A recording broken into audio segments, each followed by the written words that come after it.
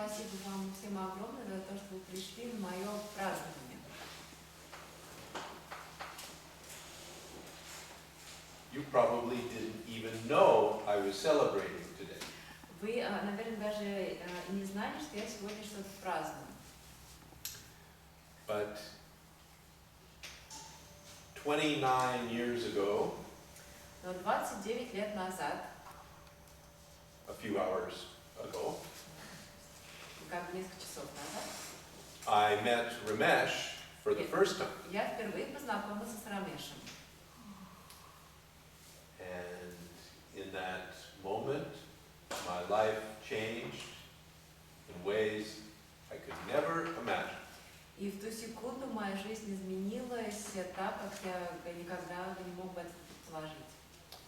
And so every year I celebrate И теперь каждый год я праздную. my incredible good fortune to meet my guru. Я праздную тот факт, что мне посчастливилось встретить своего гуру.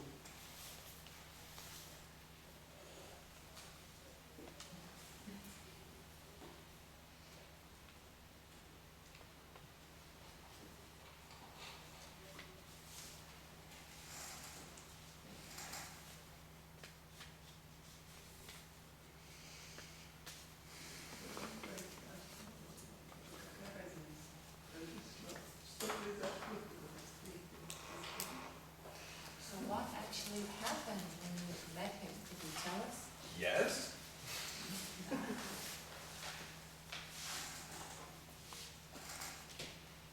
In the moment I met Ramesh for the first time, В ту секунду, как я познакомился с Рамешем, absolutely nothing happened. абсолютно ничего не произошло. But you felt something. I felt nothing. Ничего не почувствовал. I was totally bored. Мне было ужасно скучно.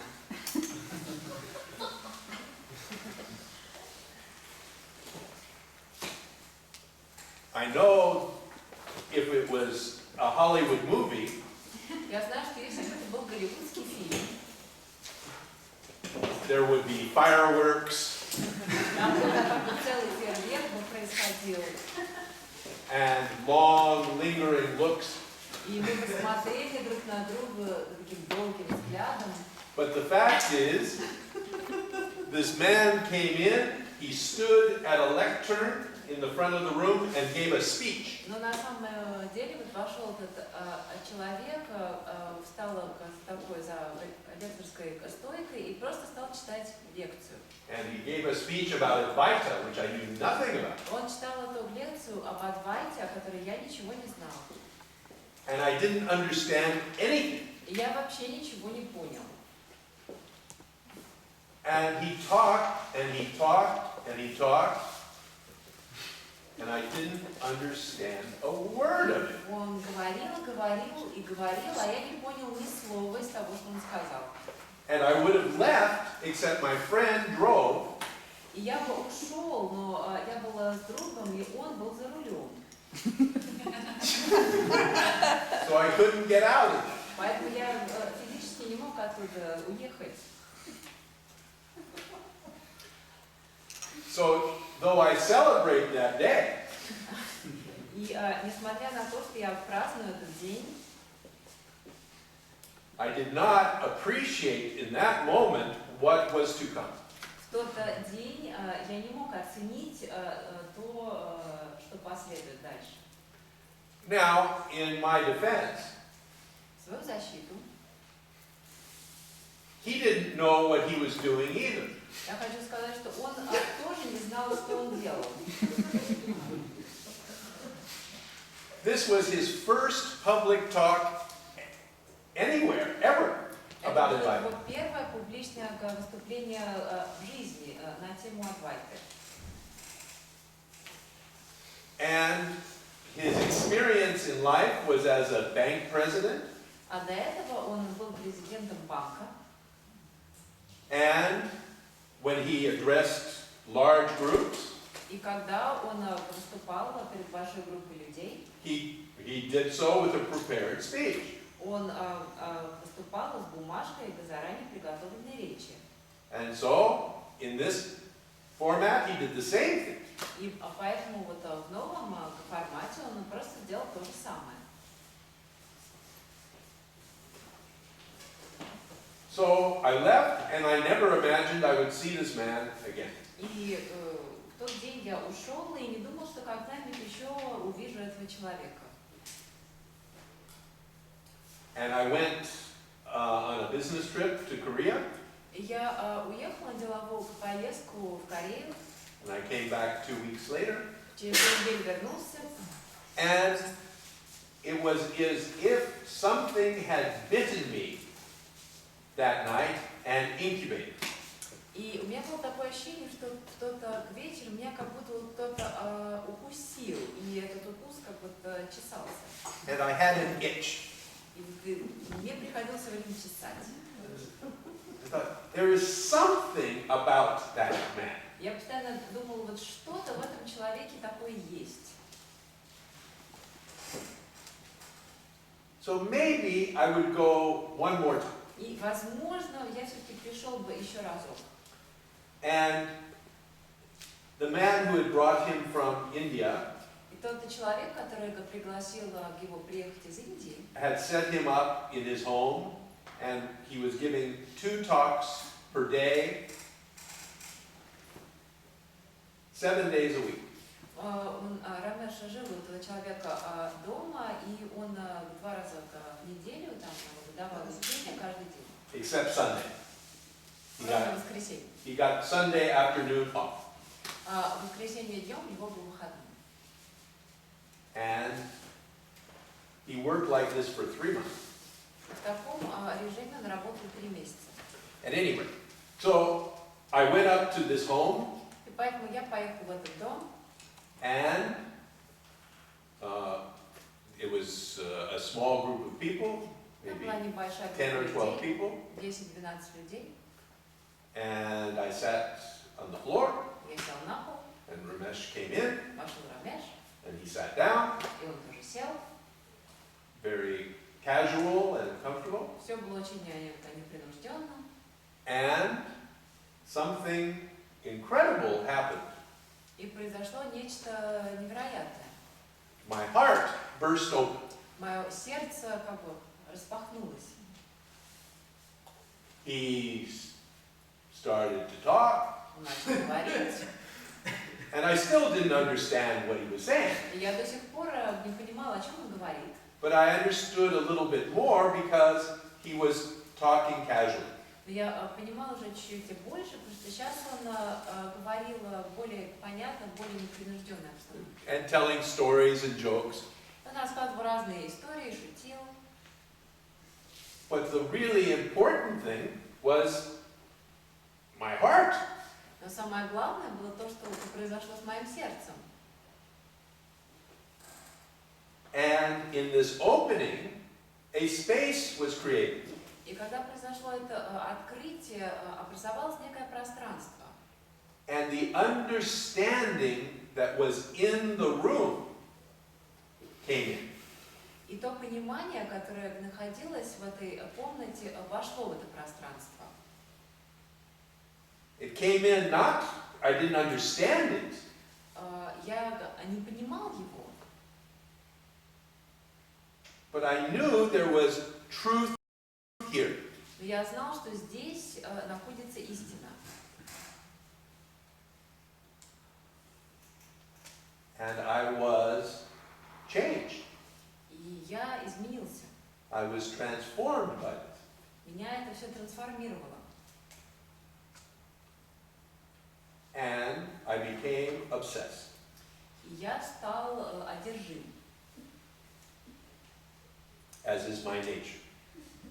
Такова моя природа.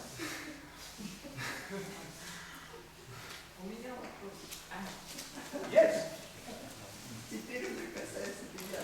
Now it's about me. Okay. А вот я полжизни потратила на поиски покоя, но, как оказалось, что это был внешний покой. многих причин. Я уходила годами, сидела в горах, там, медитировала, 20 лет йоги. Там много чего. Переведу, ладно? Да. So I spent half my life looking for peace, but as it turned out, it was an external sort of peace. I spent 20 years doing yoga, going to retreats, sitting in the mountains. Дальше вопрос. Но оказалось, что это все внешний покой. И я вот разочаровалась. Там, конечно, это был какой-то покой, но кто-то появлялся, то животные, то там люди какие-то, и что-то им надо было. Они нарушали мой покой. Well, of course, I was able to find some sort of a peace there, but then Я someone всё would время come along, some оглядывалась. animal or some person, Не that нападет feel ли like какое-нибудь nervous. животное на меня, или And I was человек из-за always кустов. worried, well, maybe some animal will attack me or some like that person will come along and do something to me. Это все было вне. Да? Yes. А вот я Саргадату прочла, и он говорит, вот есть покой ума, а есть покой атма Рам, да? And then I read Высший. Nisargadatta, and he said И there's теперь я peace ищу of вот mind, and этого then высшего there is the покоя. higher peace of the Atman. And now I'm looking for this higher Вот. И peace. у меня вопрос, And I have this question. вот как найти?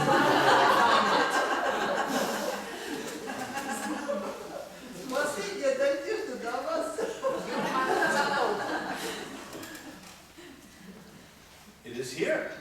Он здесь. Да, я вот чувствую. Yes, I feel. Но я опять опасаюсь, что из-за кустов кто-то вылезет и нарушит его. But I'm afraid that someone will come along, like jump out of the bushes, and will destroy this peace. Yes. А может, на пару дней. Я сегодня штрила по полной его с утреца, да? А то ложился, текло, пожила. Конечно, очень круто. Я как вас вижу, меня прям штырит по полной. Я завишу от вас. Вы же увидите со стороны. А что делать потом? А опять оглядываться.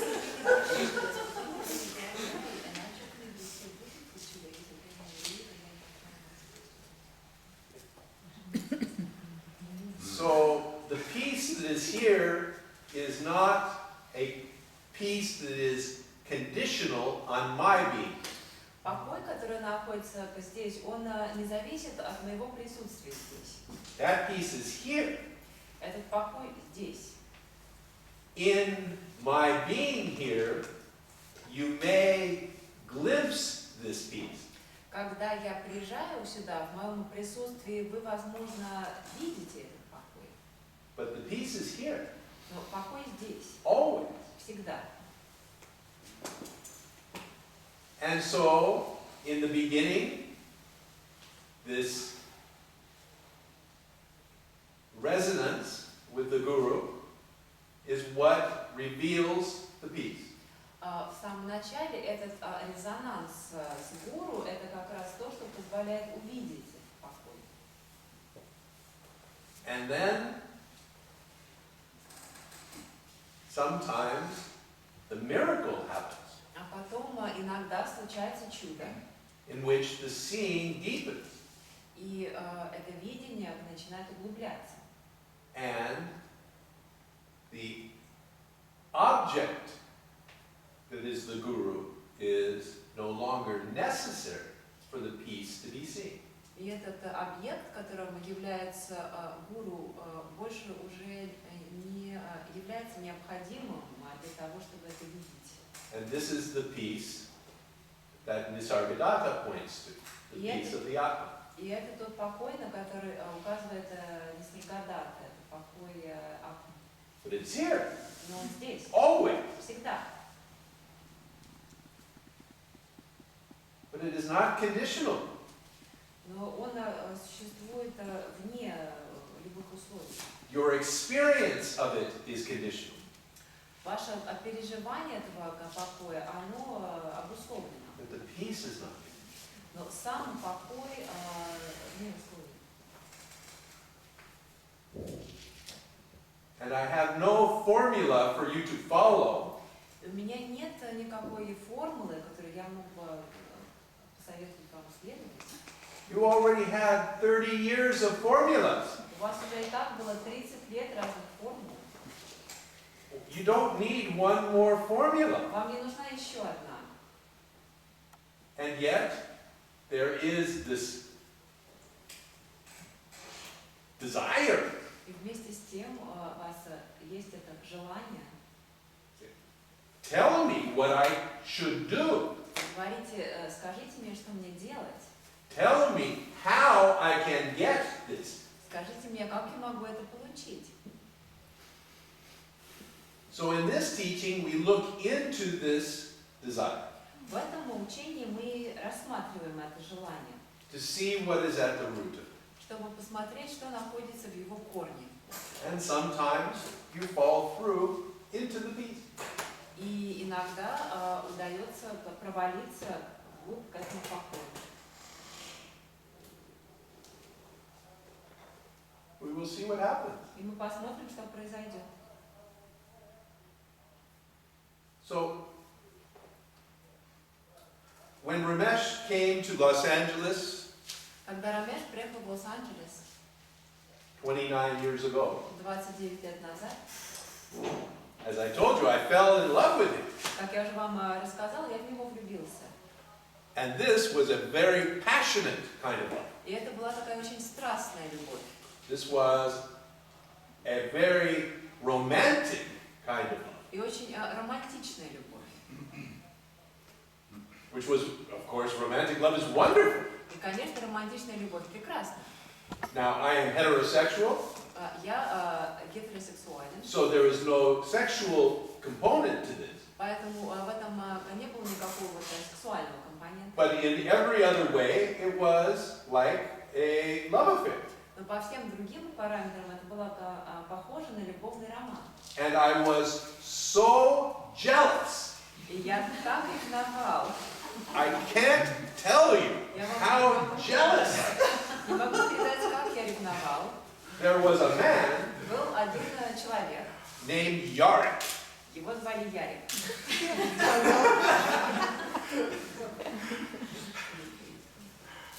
I hated him.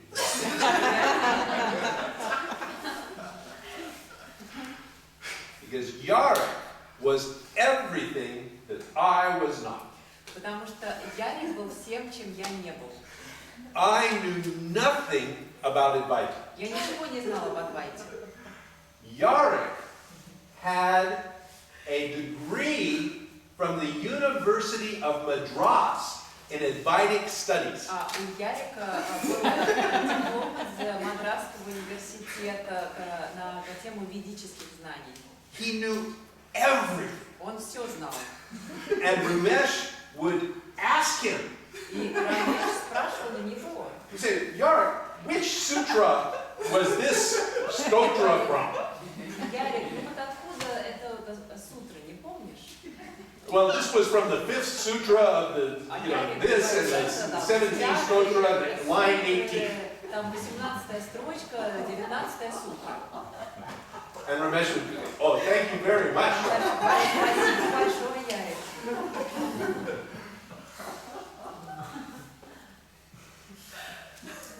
And Yarek would take Ramesh out on Sunday afternoon И в воскресенье вечером Ярика приглашала Рамеша for lunch. на обед.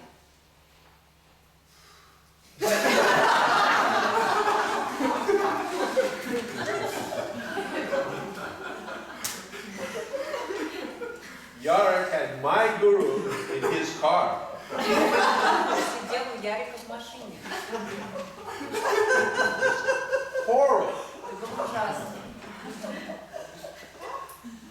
So one Sunday, Yarek took Ramesh to a restaurant in Malibu. И в одно воскресенье Ярик повез Рамеша в ресторан в Малибу, By the sea. у моря. And this restaurant, the specialty of this restaurant was a potato baked inside a shell of clay. И фирменным блюдом в этом ресторане была картофелина, запеченная в глине. And so, of course, the potatoes were ordered. И, конечно, все заказали эту картошку. and a waiter brought out a silver cart И официант вывез их на серебряной тележке. with a big cloud of white linen, Там было целое облако салфеток. and he opens the linen, И тут он открыл эти салфетки. and there are the potatoes wrapped in clay. И вот там лежали эти картофелины в глине. And with great ceremony, he takes a silver mallet, И он взял серебряный молоточек and he begins to tap on the potato. и стал стучать по глине. Tap, tap, tap, tap, tap. Стучал, тук-тук.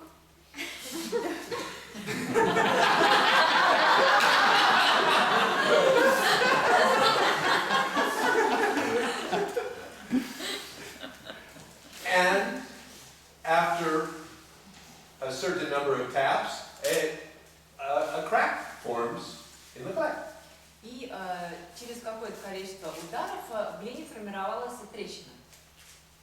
And tap some more. Tap, Потом tap, он tap, еще tap. стучал. Tap, tap, tap. Тук-тук.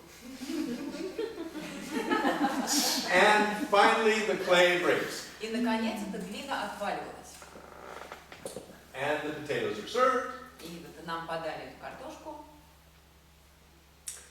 And Ramesh watched this whole procedure with great interest. И Рамеш наблюдал за всем этим с огромным интересом. And the next day at the satsang, he came and he told us about it. И на следующий день на сатсанге он пришел и рассказал об этом. And he described it just as I described it И now. он вот описал это все, как я только что это описал. And he said, while the waiter was tapping on the clay, И он сказал, вот пока официант стучал по глине, he said, I realized that this is exactly what I do as a spiritual teacher. он сказал, я понял, что именно этим я и занимаюсь, как духовный учитель. The teaching is like a tapping. Учение – это этот стук. And after a while, maybe a crack forms. И через какое-то время, возможно, формируется трещина. And after a longer period, perhaps the clay breaks. И еще через какое-то время, возможно, глина отваливается. He said, but there is no way to predict how many taps it is going to take on a particular potato. Но нет способа определить, сколько конкретно ударов понадобится вот каждой конкретной картофелине. He said, some potatoes come with clay so thin У некоторых картофелин бывает вот настолько тонкая оболочка, that one glance from the guru breaks the whole thing.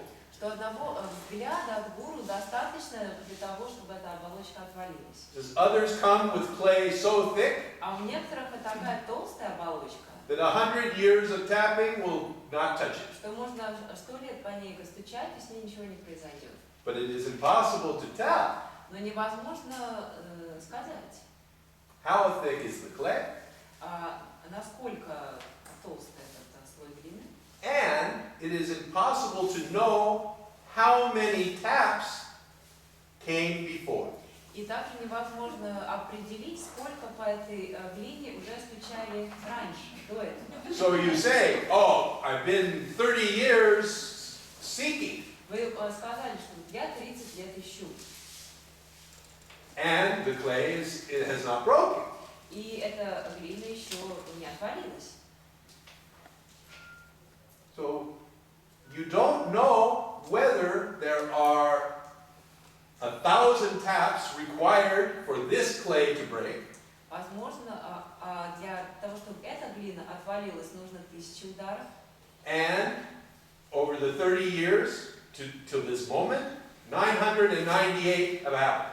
И возможно, вот за эти 30 лет, что вы искали, 999 ударов уже произошли. And then you come here, И сейчас вы приходите сюда, 2 taps, 2 удара от меня, boom, it breaks. и глина отваливается. You say, what a great И guru! когда вы скажете, гуру, 2 taps всего 2 удара, was all it took. и это все, что понадобилось. So we don't know. Мы не знаем. The tapping All we know is that the tapping is happening. Все, что мы знаем, это то, что это стучание происходит. You're here. Вы здесь. This is happening. И это происходит. And what the result of this will be, we have no idea. А каков будет результат всего этого, мы не знаем.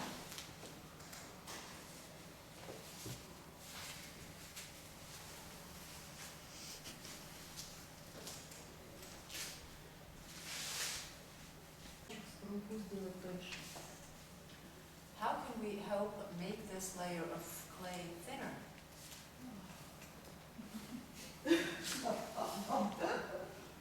This you cannot do. Вы не можете это сделать.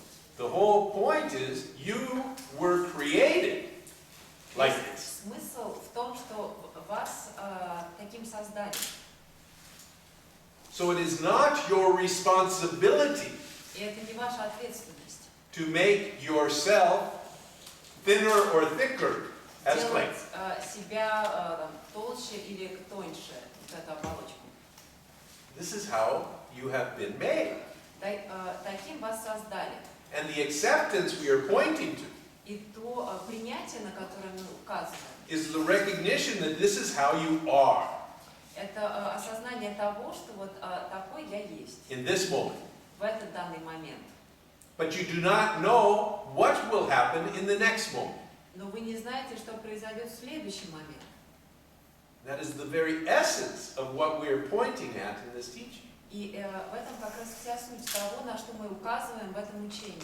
To look deeply into what you are now, Мы побуждаем более глубоко рассмотреть, что мы есть сейчас, rather than having your sights set on what you must become.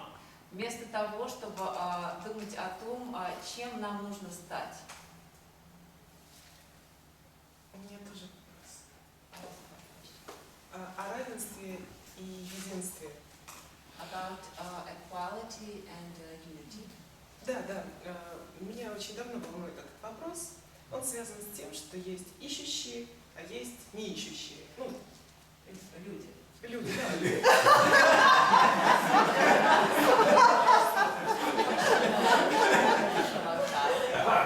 Some people Yes. И And what was the question about it? я всегда думала, что не обязательно, то есть я до сих пор вообще так думаю, не обязательно быть на пути. Можно быть самым обыкновенным человеком. И то, что вы сейчас рассказываете, кстати, это очень по-человечески, это очень просто и очень узнаваемо. And I don't think that you don't have to be a seeker. You don't have to be on the spiritual path. You can just be an ordinary, normal person. And everything you've been telling us right now, it's been very, very humane. It's a personal story you've been telling us. Вот. Но возникает ощущение, особенно когда слушаешь там какие-то книги или с кем-то общаешься, словно бы этот духовный мир, он особенный. But you get the feeling, especially when you read all these spiritual books and stuff, that this spiritual world is like something special. И меня это раздражает. And this irritates me. And what? This irritates me. It irritates me too. Меня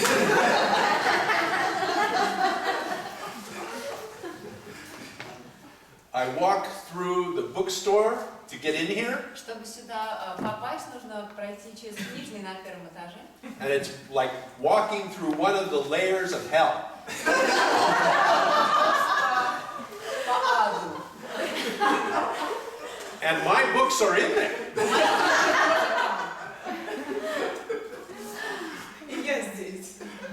And I can. Ну, в смысле, при всей этой своей нелюбви и страхе я тоже здесь. Вместе And с despite вашими the fact that I don't like all this, I'm here too. I know. That's We're both here. the open face.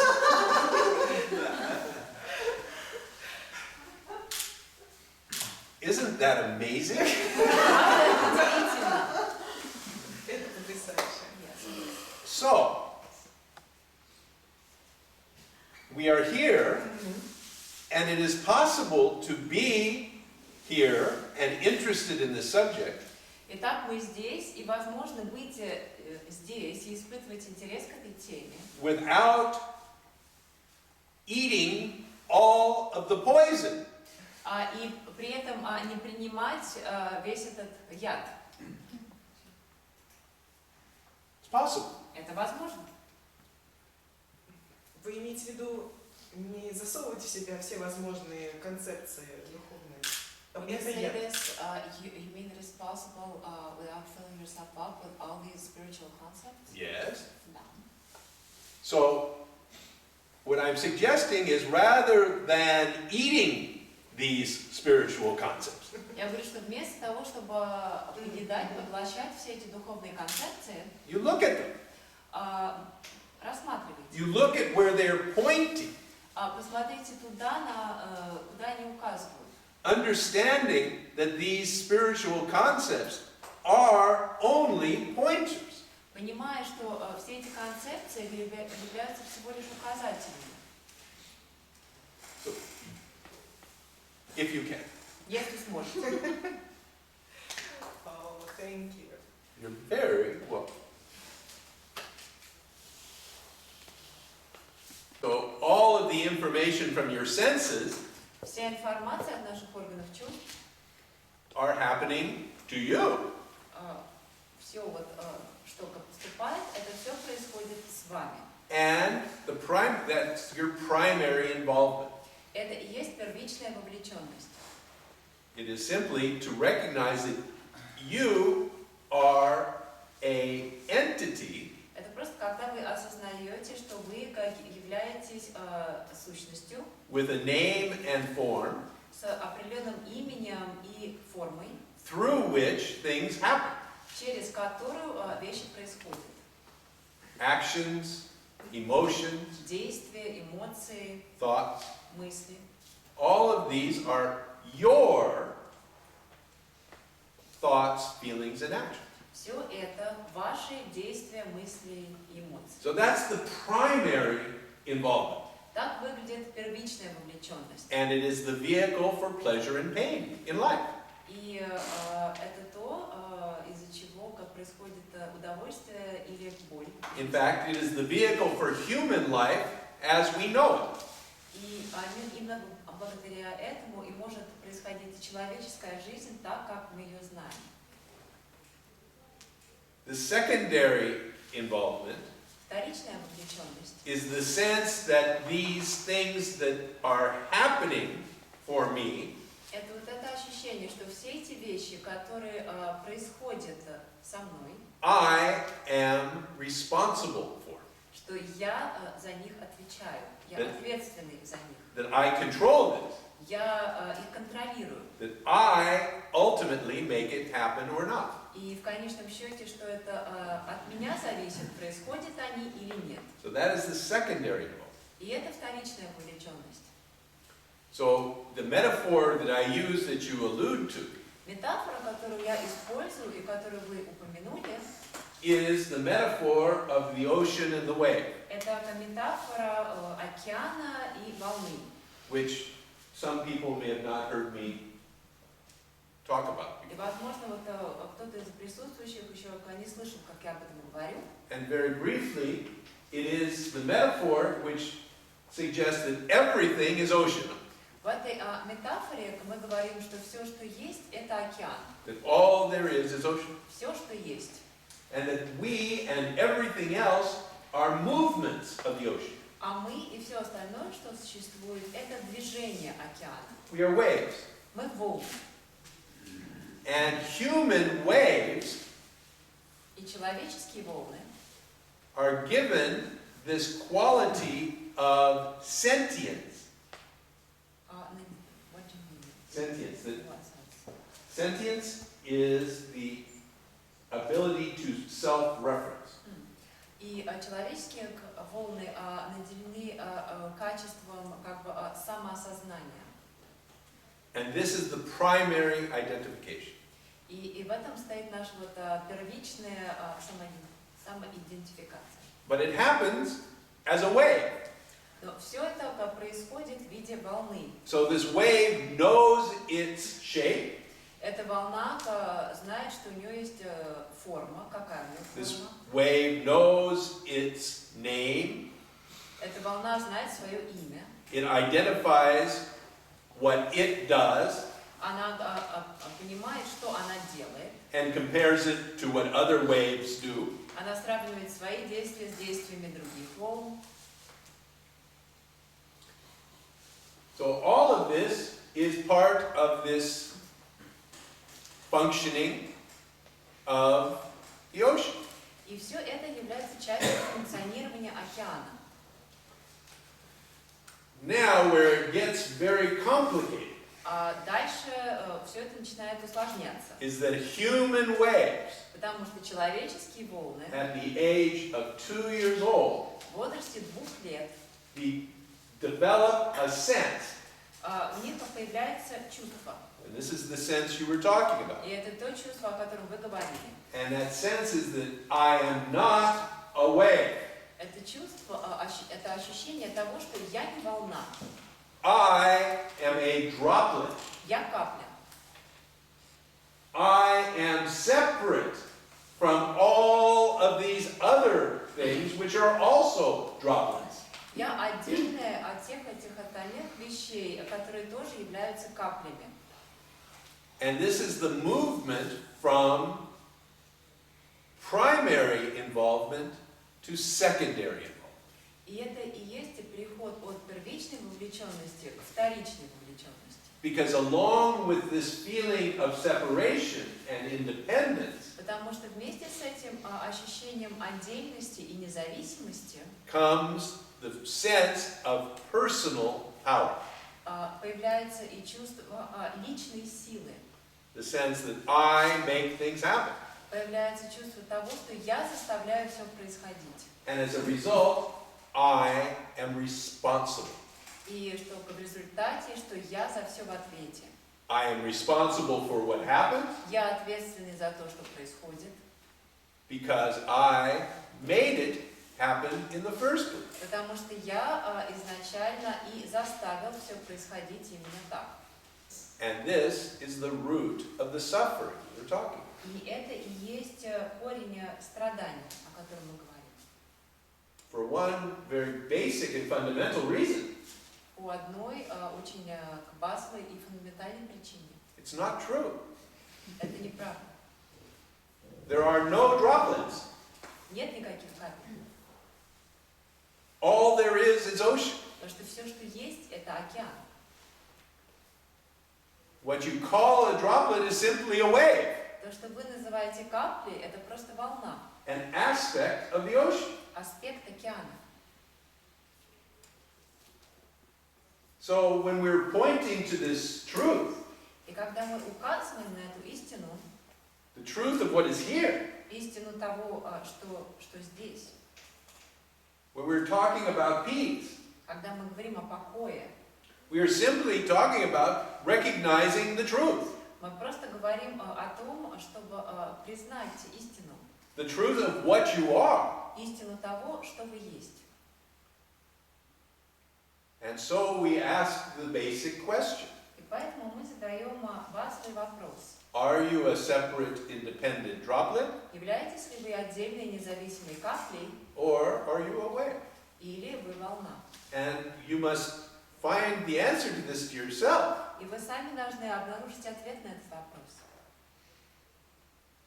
Because the teaching does not have a doctrine. Потому что у учения нет никакой доктрины. This teaching only has these pointers. У учения есть только эти указатели. And that is why it is so different from that which makes you angry. И поэтому оно так отличается от всего того, что вас так раздражает. And makes me angry. И меня тоже раздражает.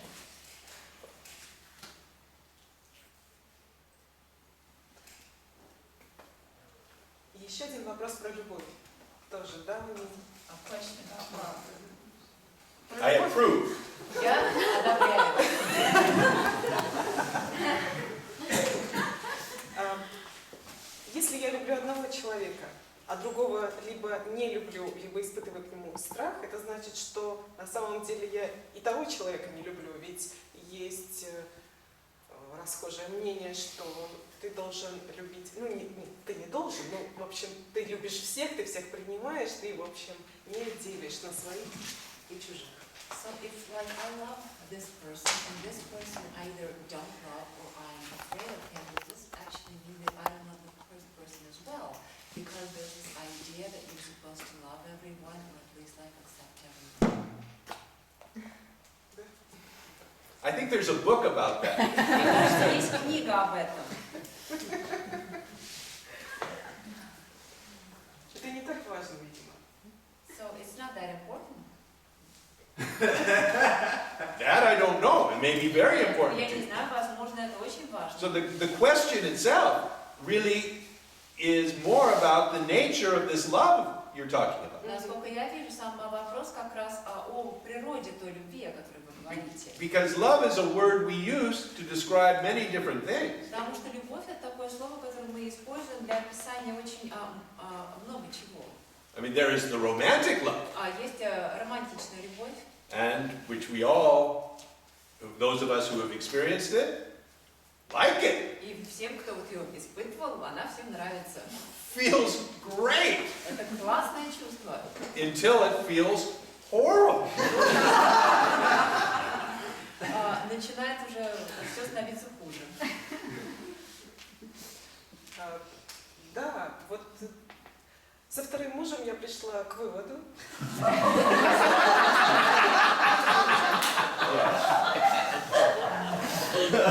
что романтическая любовь того не стоит. И вы знаете,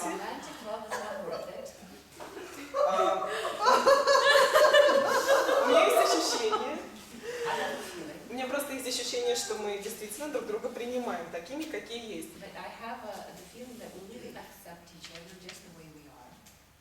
То есть без невероятной эйфории и сокрушительной депрессии.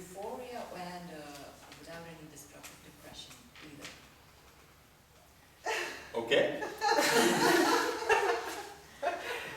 So if you can manufacture this, Если вы можете такое сделать, terrific. здорово. We will see what happens. Посмотрим, что произойдет дальше. But someone may walk through that door, Возможно, сейчас вот кто-то войдет в эту дверь, and your eyes meet, и вы встретитесь взглядом, and your heart goes, и ваше сердце начнет. and all of this philosophy goes out the window. И вся эта полетит в окно.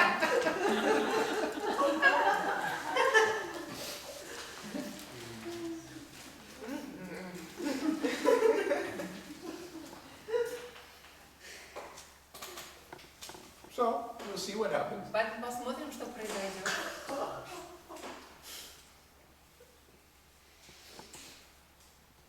So the teaching simply points you to look more deeply into this if you're interested. Учение просто побуждает вас более глубоко рассмотреть этот вопрос, если он вас интересует. Which is, what's going on? Ну, как бы спросить, а что происходит? What is the nature of this love? Какова природа этой любви? And how does it differ from other kinds of love you've experienced? И как она отличается от других видов любви, которые я тоже переживала? Is it the same thing or is it different thing? Это то же самое или это что-то другое? And it's a very interesting thing to explore, И это очень интересный вопрос для изучения. perhaps. Возможно. We'll see. Посмотрим. Раме что-то говорил, да, даже не что-то говорил, а конкретно говорил в своих книгах о том, что люди действительно влюбляются, потом они расходятся так до бесконечности, ищут себе там, новых спутников жизни в надежде на то, что это будет навсегда. Said in his book something about that. Yes, people meet, they fall in love, then they break up, then they go look for other life partners.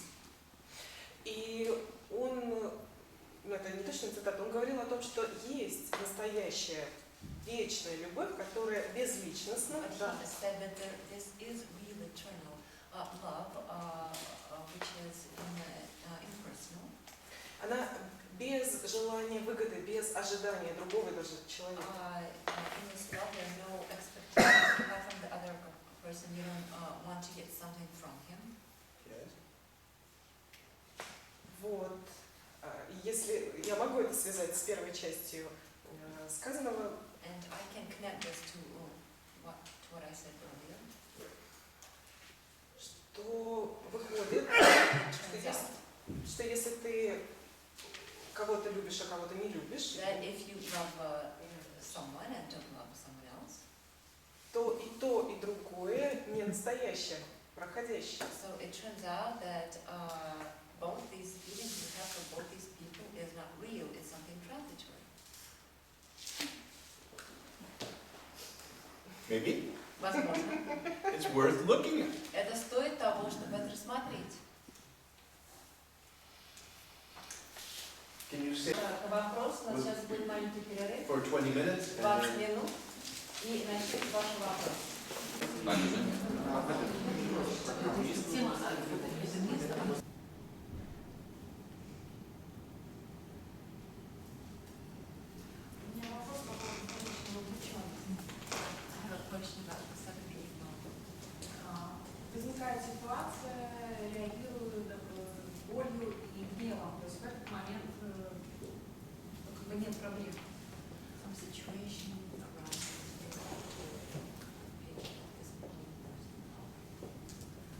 Но потом возникает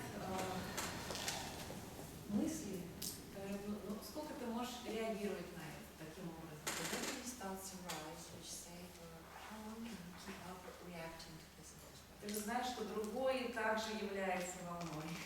You know that the other is also. Я не могу контролировать свои действия, он не может свои действия I can't control my actions. He also can't control his Но actions. при этом вот возникает это психологическое страдание, And this зная вот как оно есть и исследуя это.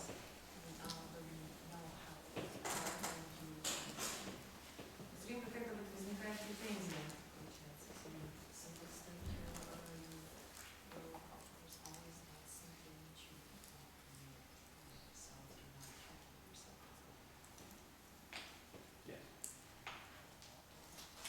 И, вероятно, оно вот связано с тем, что вот есть вот эта претензия, что вот как долго, то есть вот это вот, которое вот, определение ко времени.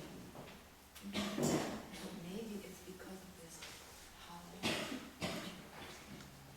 yourself, that you tell yourself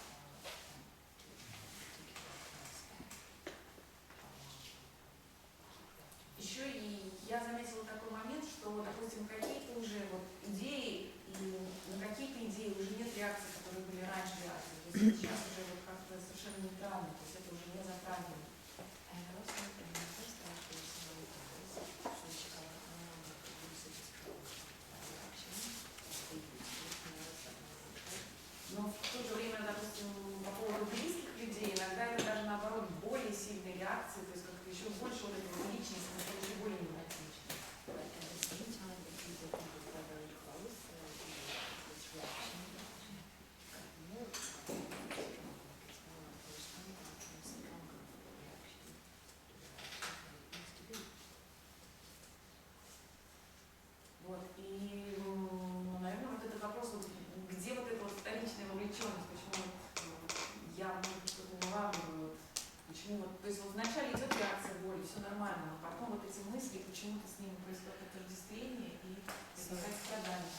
I guess the question would be, where is the second attachment here? That something happens, there is a reaction, some pain arises, then these thoughts come, and then what you call it?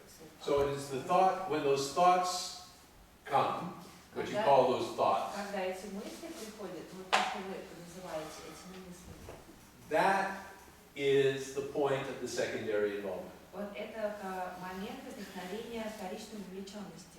Those doubts, Эти those uncertainties, сомнения, это неуверенность. these questions of how long can I Все эти вопросы, persist with this? как долго я буду продолжать так делать. That is the point of the secondary involvement. Вот это точка возникновения вторичной вовлеченности. Just look at it. If you can. Если можете. Я наблюдаю, но как-то все равно реакция происходит. Look at it, but the reaction still happens. Yes, the reaction happens. Реакция происходит. So, when the reaction happens, Когда реакция происходит, this is the opportunity to look это дает возможность посмотреть. and to see whether this reaction is true. И попробовать увидеть, истинна ли эта реакция. And this is what the teaching is pointing to look at. И именно на это учение указывает нам, чтобы мы посмотрели. And there's no guaranteed result. И нет никакого гарантированного результата. These are all taps. Это все вот этот вот удар этого молоточка. And the point at which the crack forms or the crack gets bigger, we don't know. И мы не знаем, в какой момент образуется трещина или в какой момент она станет больше. But the teaching is here kind of to encourage you. Но учение здесь для того, чтобы побудить вас, To not give up. чтобы вы не сдавались, побудить вас не сдаваться. Because the false sense of authorship gets involved in this as well. Потому что ложное чувство авторства вмешивается и в это тоже. It says, I'm doing a good job looking. Оно говорит, я очень хорошо смотрю, And still nothing is happening. и все равно ничего не происходит. So nothing is ever going to happen. Значит, ничего вообще никогда не произойдет. Because I'm really being diligent here. Потому что я очень стараюсь. And so, forget it. Поэтому лучше забудь об этом. This isn't going to do any good. Никакого толку из этого не выйдет. I need a new teaching. Мне нужен какое-нибудь другое учение. But this is what happens. Это именно то, что происходит. To stay with it is very difficult often. Продолжать это делать часто очень трудно. Больше оно начинает говорить, ничего не работает.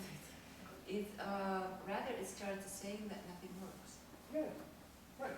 Okay, or nothing works. Хорошо, или ничего не работает.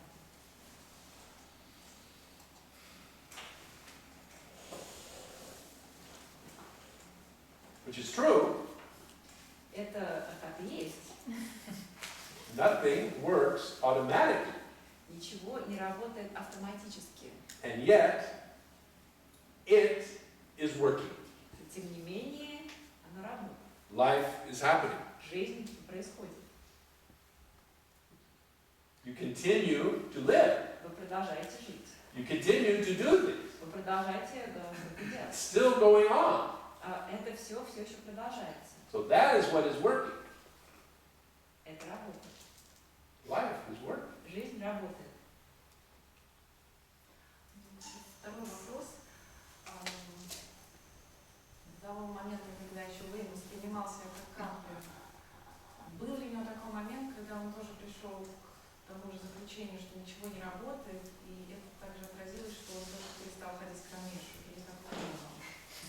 When you still saw yourself, you were personally, you still saw yourself as a droplet, did you also have this point which you felt that nothing worked, and maybe because of that you stopped going to see Ramesh, or you didn't have it happen? I don't know. I never stopped going to see Ramesh Нет, я никогда не перестала ходить к Рамешу, because the resonance never stopped. потому что наш резонанс никогда не прекращался. And so the teaching for me was not a practice. Для меня учение не было практикой. It is a practice that works or doesn't work. Практикой, которая работает или не работает. The teaching was simply there. Учение просто там было. The teaching points. Учение указывает. And it is not that the pointers work or they don't work. И дело было не в том, что работают или не работают ли указатели. They're simply there. Они просто здесь. And then what happens as a result of these pointers, no one knows. А что происходит в результате этих указателей, их никто не знает. So for me, it worked differently. Поэтому у меня было иначе.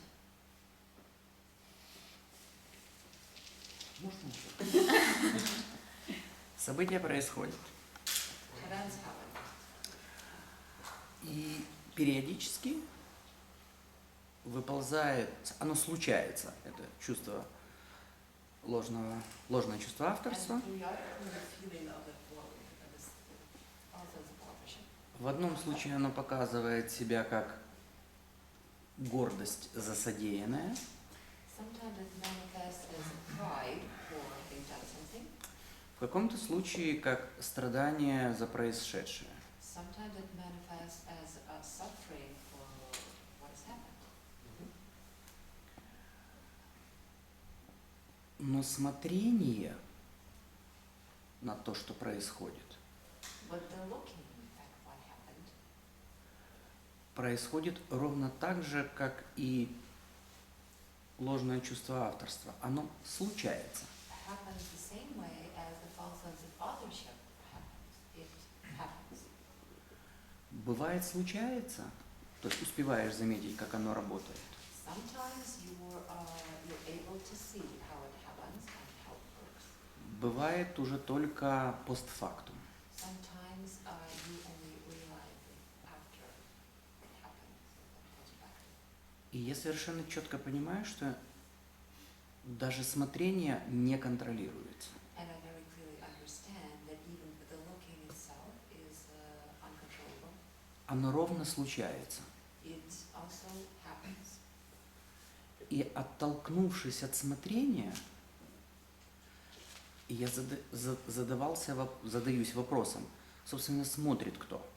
And so I ask myself, in И- reference to this looking, who И, is it, who и looks? попытка увидеть смотрящего And the attempt to see the looker приводит к какому-то, парадоксу. leads to some sort of a paradox, Yes. Потому что нет никакого «я». because there is no I. И все, на чем я могу настаивать, это только то, что есть. And the only thing I can insist on is that what is. Нет никаких краев у этого «я». And there are no borders or edges to this I. И можно только констатировать, что это есть. And you can just say that this just is. И вот в этой точке я так немножко, похоже, подзастрял. And it seems to me that I'm a bit stuck at this point. Потому что вопрос на вопросе, и как заблудившийся в чисто поле без деревьев. Because I feel like I have a lot of questions about this, and I feel like I'm lost in a forest with no trees. И идея «продолжай смотреть» And the idea to continue looking натыкается на то, что я не контролирую это смотрение. comes up against the knowledge that I don't control this looking. Хотя я совершенно четко и контрастно физически вижу, как хватка, когда смотрение случается, Although I physically see that when the looking happens, то хватка ложного чувства авторства просто ослабевает на глазах. the grip of the false sense of authorship becomes less even as I watch. Но смотрение случается. But the looking happens. И продолжать смотреть – это продолжать признаваться в собственном бессилии. And to keep on looking means to keep on saying that you were helpless.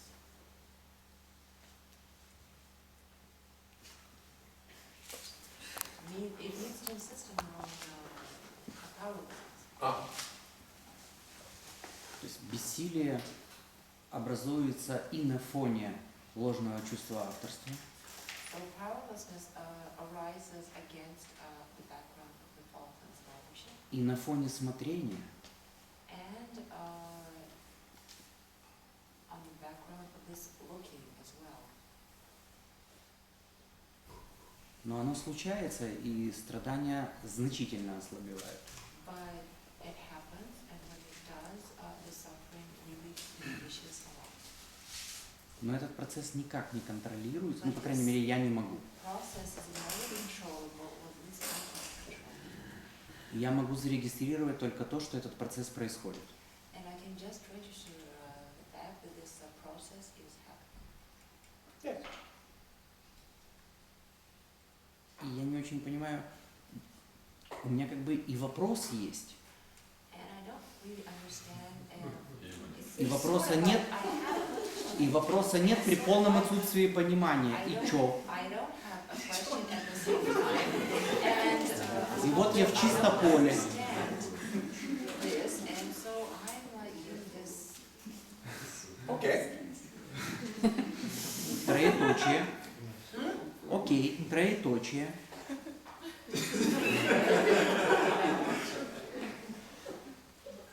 Then we'll see what happens next. И посмотрим, что произойдет дальше.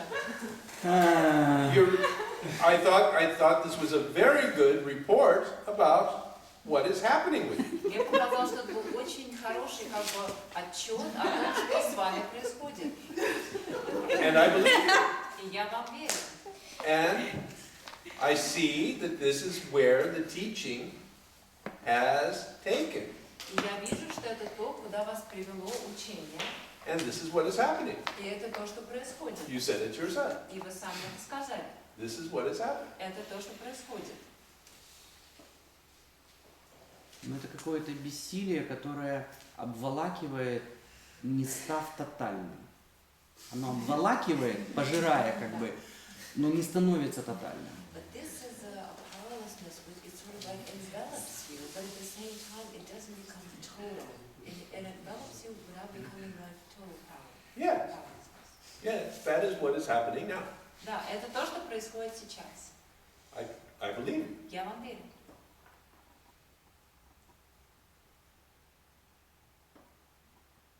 And when you say, now what? I don't know. We И will see what когда happens. вы спрашиваете, ну, а теперь что, я вам отвечаю, я не знаю, и мы посмотрим, что произойдет.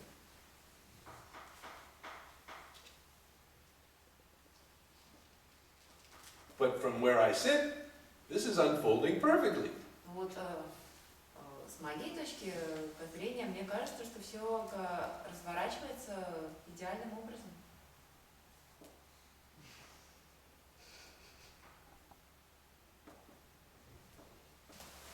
Когда... Сейчас я начну рассказывать историю.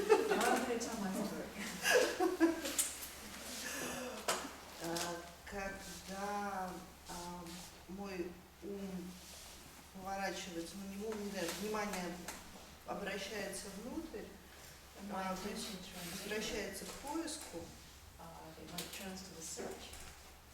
а в последнее время это всегда сопровождается со страхом смерти. Recently, it's always accompanied by a fear of death.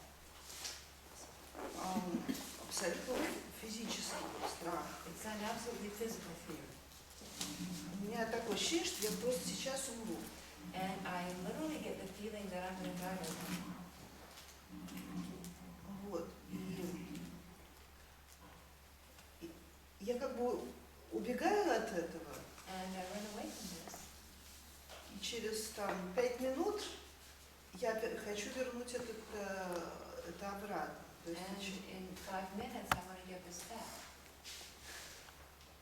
я вообще не понимаю, как это вообще возможно хотеть смерти. And I don't understand how it's possible to be wanting death. И когда, например, когда ты смотришь на меня, когда ты смотришь на меня, я с ужасом жду, когда ты посмотришь на меня. And when you start looking around the room at people, I'm waiting with a horror the moment when you're going to look at me. Потому что когда ты на меня смотришь, мой страх смерти становится совершенно ужасным. Как будто я в туннеле, на меня несется поезд. My fear of death becomes just absolutely terrible. It's like I'm in a tunnel under this train which is coming right at me. Вот. начинаю метаться, то есть я вот как бы и вот я с одной стороны убегаю от этого, с другой стороны я этого хочу, и я совершенно потеряна. On one hand, I'm running away from this. On the other hand, I want this. It's like running from these two.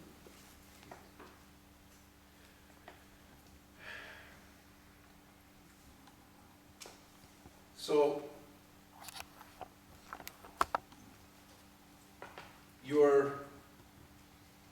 it of course always comes back to the false sense of authorship. Ну, опять мы возвращаемся к ложному чувству авторства. The fear of death is this fear from the false sense of authorship. Страх смерти – это страх ложного чувства авторства, Which is identified with the body который идентифицирует себя с телом. and the sense is, if the body dies, then I, the false sense of authorship, will die also. То есть оно говорит, что если тело умрет, то я, ложное чувство авторства, тоже умру. Now, when we engage together in this openness, Когда мы вместе взаимодействуем в этой открытости, in the resonance that you feel, вот в этом резонансе, который вы чувствуете, the false sense of authorship is exposed. ложное чувство авторства обнажено. And so, it dies И оно поэтому умирает in that moment. в тот момент. It is revealed as being nothing. Потому что мы видим, что оно ничто. It ceases to be. Его больше нет. And so, the reaction, the fear is of this. И поэтому ваша реакция, ваш страх происходит именно так. So this is the mechanism. Таков механизм. And I point it out to you so that you can look at it. И я указываю вам на это для того, чтобы вы могли на это посмотреть. When it is happening. В тот момент, когда это происходит. And then perhaps see what is happening. И, возможно, увидеть, что происходит. And in the seeing, the fear diminishes. И когда произойдет это видение, страху станет меньше.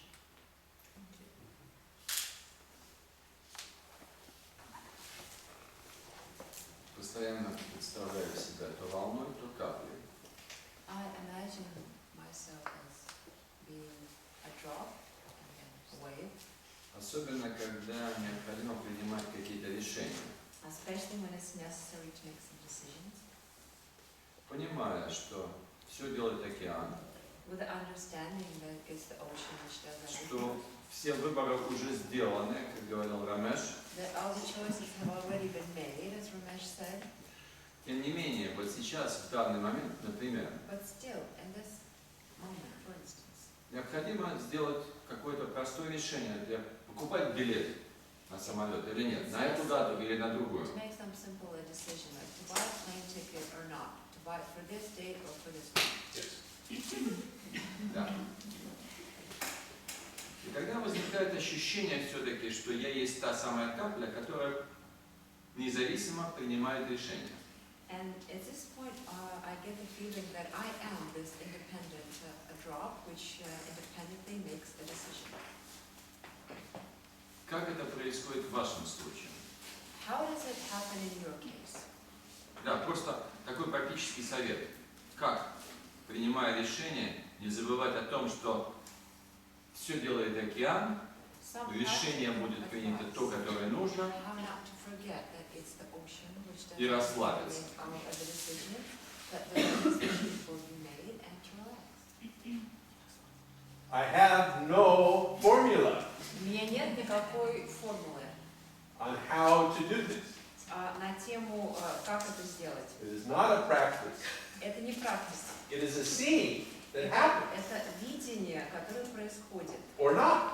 или не происходит. When the seeing happens, then the identification is with the way. Когда видение это происходит, то вы идентифицируете себя с волной. When the seeing does not happen, the identification is as a droplet and the suffering. Когда видение не происходит, вы идентифицируете себя с каплей и происходит страдание. And I truly have no foolproof method for creating one or the other. И у меня, правда, нет никакого гарантированного метода для создания вот того или другого состояния. If I did, I would give it to you, Если бы он у меня был, я бы вам его дал. or at least sell it to you. Или, по крайней мере, продал бы. Окей, как это происходит в вашем случае? So, how does it happen in your case? Уэйн все равно должен принимать какие-то решения, Wayne should make some decisions. Yes, I делать think. выборы, возможно. Yeah, make some choices. Yes, Как вы это делаете? How do you do it? the choices happen. Этот выбор, это решение происходит. При этом существует ли у вас сомнения накануне принятия решения и существует ли сожаление после принятия решения? Before it happens, do you have any doubts? And after it happens, do you have any regrets? I have uncertainty often before it happens Прежде чем это произойдет, я часто бываю в сомнениях about what the best decision might be. относительно того, каким будет лучшее решение. And so I try to get more information to make a, quote, better decision. Я пытаюсь собрать побольше информации для того, чтобы принять наилучшее решение. And after I make the decision, if it turns out badly, А после того, как я его принимаю, если результат будет плохим, I sometimes have a regret that it turned out badly. иногда у меня бывают сожаления по поводу того, что получилось плохо. But there's no guilt, Но нет чувства вины, because there is no sense that I authored this decision. потому что нет чувства того, что я был автором этого решения. And before, there is no fear А прежде, чем оно происходит, не возникает страха, about making the wrong decision. Страха сделать неверное решение. Принять. But there's certainly uncertainty. Но, безусловно, присутствует неуверенность, сомнение. There's simply no secondary involvement. Просто при этом нет никакой вторичной вовлеченности в это решение. То есть немножко как компьютер, да? Собирается информация, прежде чем принять решение. Right, you gather information before making a decision. Затем решение принимается, Then the decision is made. затем оценивается результат. Then you evaluate the result. И иногда возникает сожаление, что результат не тот, который ожидался. And sometimes there's some regret that the outcome is not the desired one. Но нет персонального вовлечения со стороны Уэйна, But there is no personal involvement of Wayne что можно было бы сделать лучше. that I could have done better. No, there is personal involvement as Wayne, Есть личная вовлеченность со стороны Уэйна, but there is no personal involvement as Wayne, the author. но нет личной вовлеченности со стороны Уэйна как автора. This is where you can begin to see that when you think of yourself as someone, И здесь мы начинаем видеть, что когда вы думаете о себе как о ком-то, you include this false sense of authorship into the identity. вы всегда в вашу личность включаете и это ложное чувство авторства. And so there is the idea that if the false sense of authorship is absent, the identity is absent. И поэтому мы начинаем думать, что если ложного чувства авторства нет, то это значит, что и самой личности тоже. So in this teaching, we're pointing to the fact that this identity is composed of two aspects. И в этом учении мы указываем на тот факт, что эта личность состоит из двух аспектов. And with the false sense of authorship removed, this aspect of personal identity or primary identity И remain. когда уходит ложное чувство авторства, это тот первый аспект личности, он остается. А ложное чувство авторства, оно уходит тогда, когда уходит. And the false sense of authorship goes when it goes. Everything comes and goes when it comes and goes. Все приходит и уходит тогда, когда оно приходит и уходит. Every, Все, no exception. без исключений.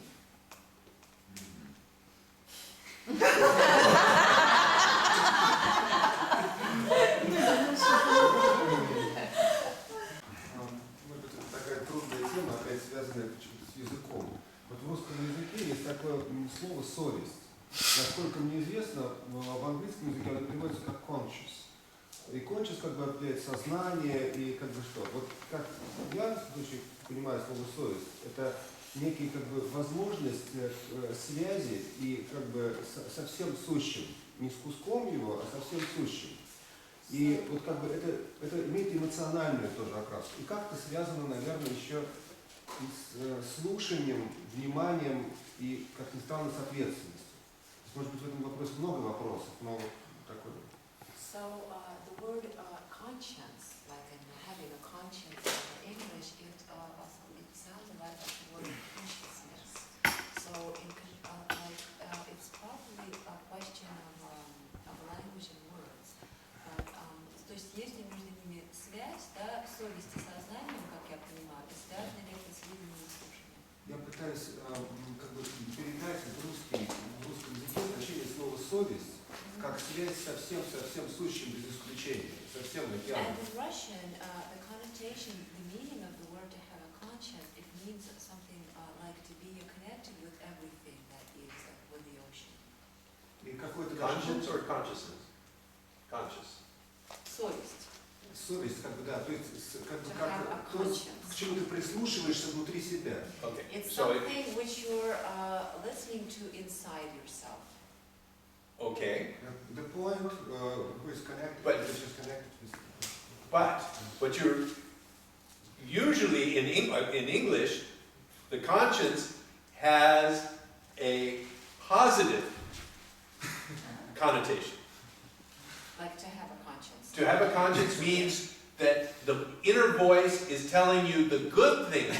В английском языке слово «совесть» имеет такую положительную коннотацию, то есть подразумевается, что у вас там внутри есть какой-то голос, который вам что-то хорошее подсказывает. So if there is a voice inside telling you the good thing to do, what is the voice inside telling you the bad thing? И если внутри вас есть какой-то голос, который вам говорит делать что-то хорошее, то что это тогда за голос внутри вас, который говорит вам делать что-то плохое? So in this teaching, we're looking what is the source of action. В этом учении мы рассматриваем, что является источником действия.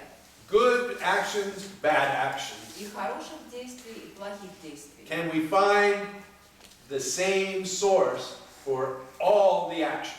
Можем ли мы найти единый источник для всех действий? And this is the task. И в этом и есть задача.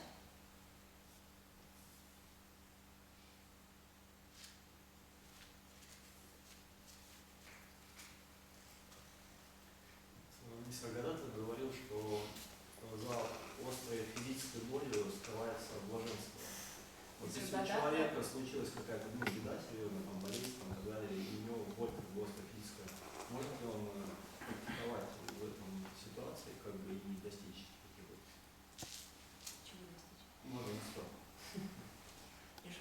Nisargadatta said that behind even intense sharp physical pain, there is pleasure. Is it possible, or like pain illness, is it possible to be in this state of pain illness and still practice and reach this state of bliss? So what this teaching is pointing to is not so much concerned with different states. В этом учении акцент не столько на разного рода состояниях. the problem with these teachings is often in translation. Проблема с этими учениями в том, что часто при переводе So the translation, behind the great pain, sometimes there is great pleasure, is one translation. Да, что иногда проблема в переводе, например, было переведено, что за великой болью скрывается иногда великое блаженство, великое удовольствие.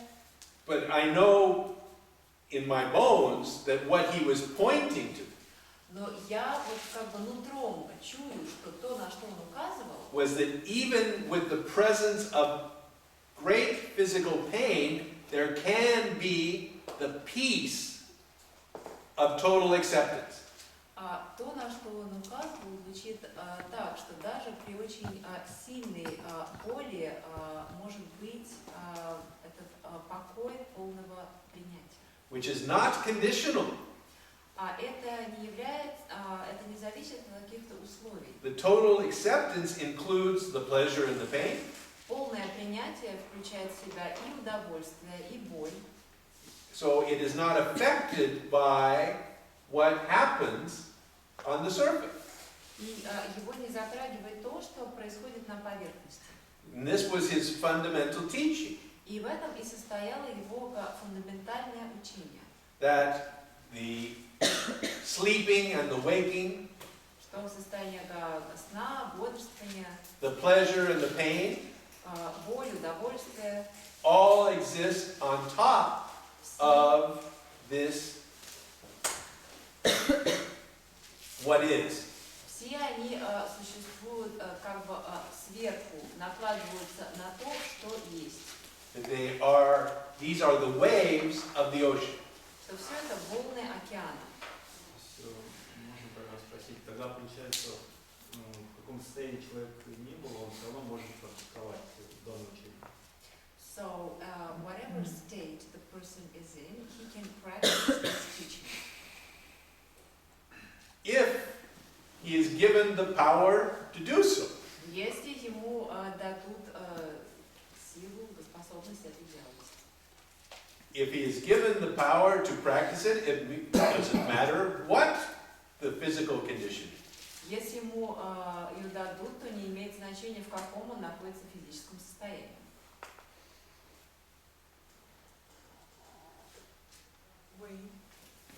У всего человеческого плохая репутация.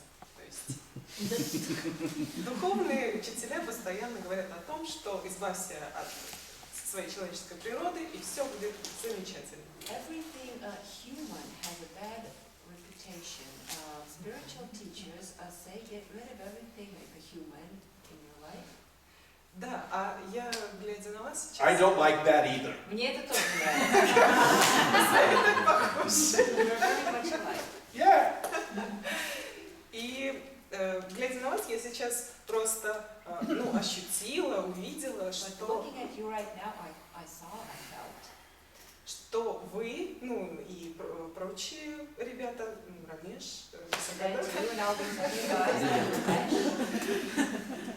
отдали себя Богу, просто отдали, и все равно вы все так же любите то, что вы любите, делаете то, что вы делаете.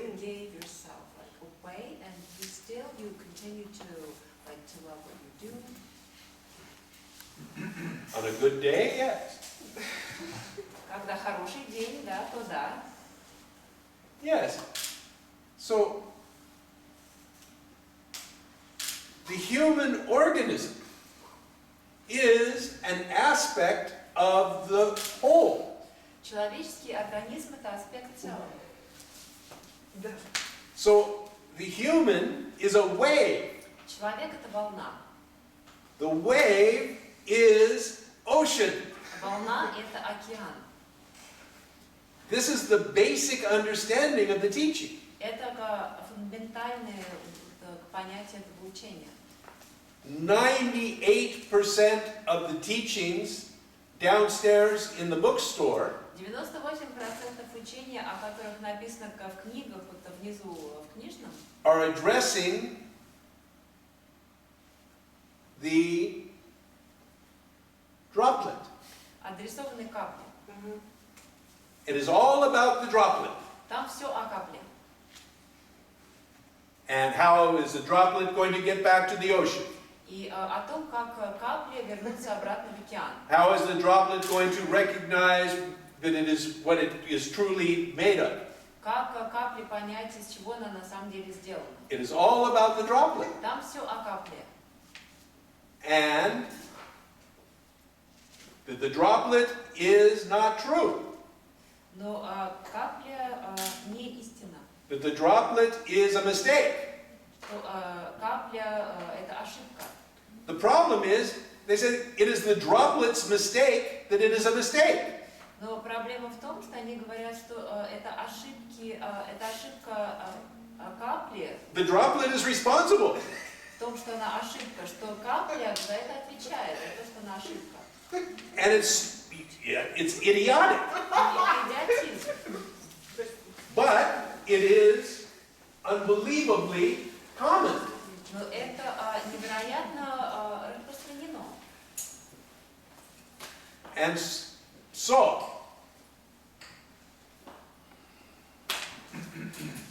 Хочу добавить, что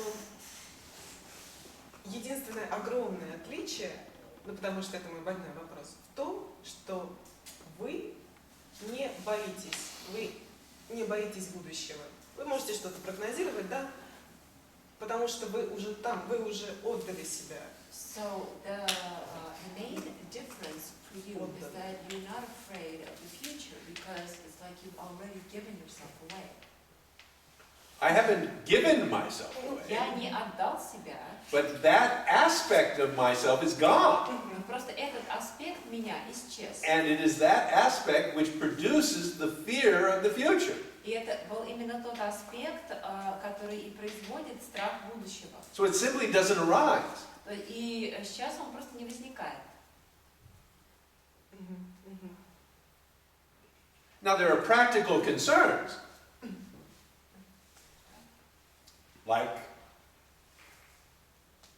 if I'm sitting in traffic and I have to be here at 12 o'clock, То есть, конечно, у меня есть такие практические задачи. Например, если я сижу в трафике, а мне нужно быть здесь 12 часов.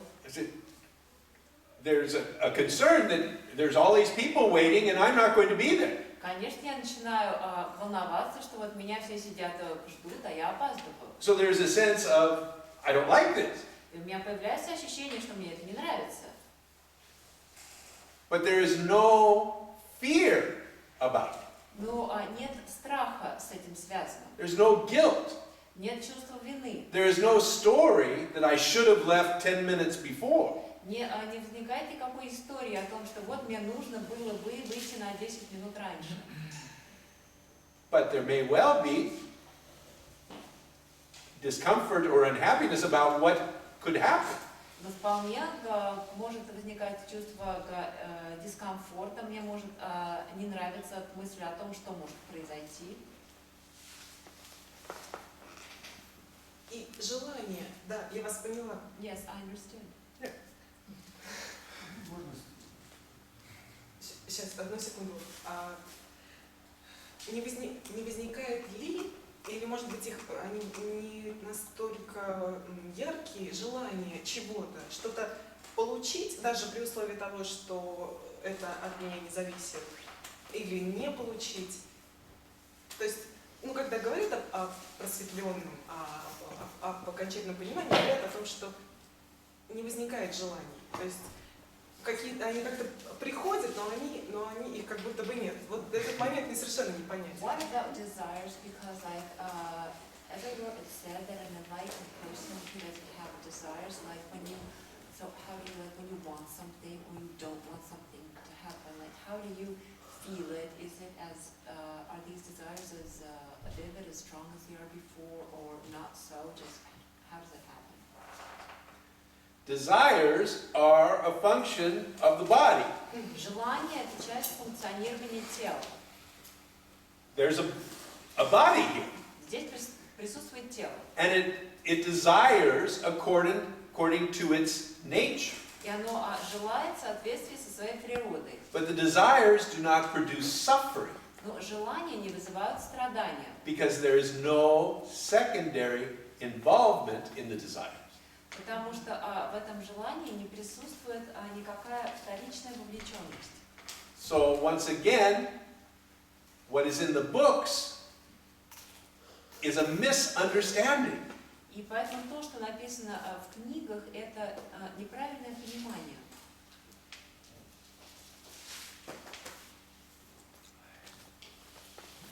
Как бы у капли, ну как бы человек, который следующая капли,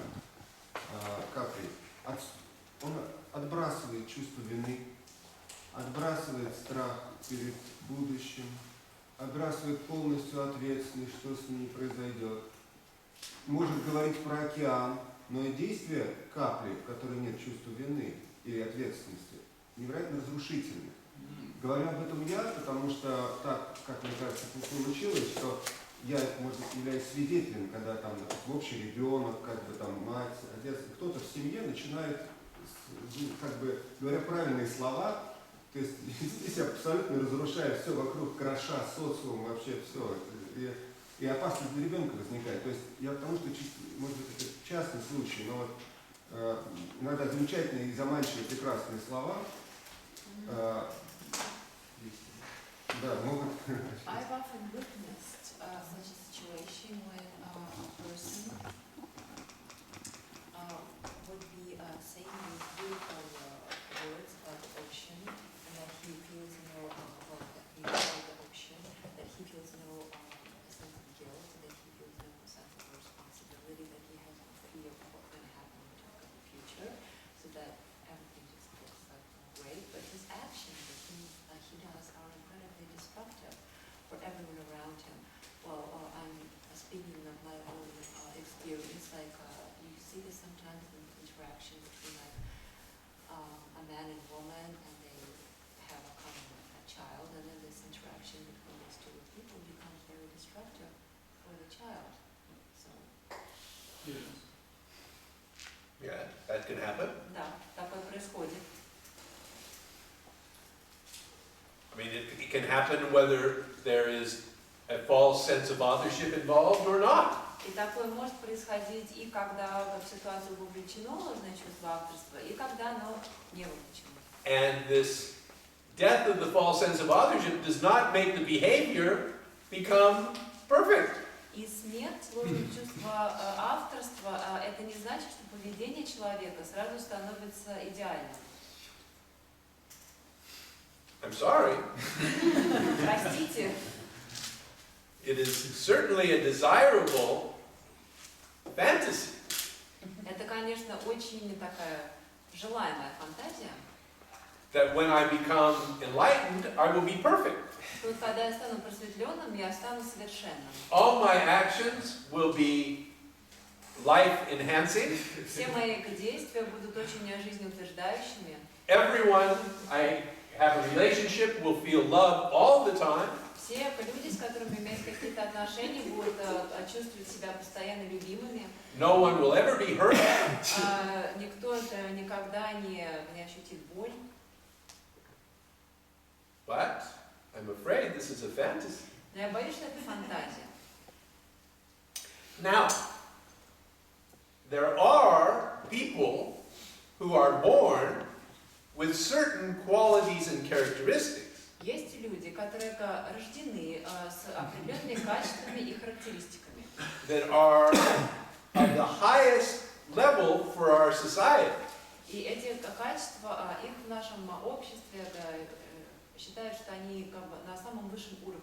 In other words, their behavior Иными словами, is of the highest level according to our standards. их поведение находится на самом высоком уровне согласно нашим стандартам. And we call these people saints. Этих людей мы называем святыми. And they are saints because their behavior matches the standard of the group. И они святые, потому что их поведение совпадает со стандартами определенной группы людей. Now, a saint in one group is not a saint in another group. И человек, которого в одной группе считают святым, могут не считать святым в какой-то другой группе. But the sainthood is about behavior. Ну вот это состояние святого, оно всегда связано с поведением человека. When we talk about this enlightenment or death of the false sense of authorship, А когда мы говорим о просветлении или о смерти ложного чувства авторства, we are talking about the end of suffering within that organism. мы говорим об окончании страдания в этом конкретном организме. But the behavior remains in accordance with the programming of the organism. Но поведение этого организма остается таким, каким оно было запрограммировано, то есть согласно его программе. Because the source of the behavior is always in the programming of the organism. Потому что источник поведения всегда лежит в программе этого организма.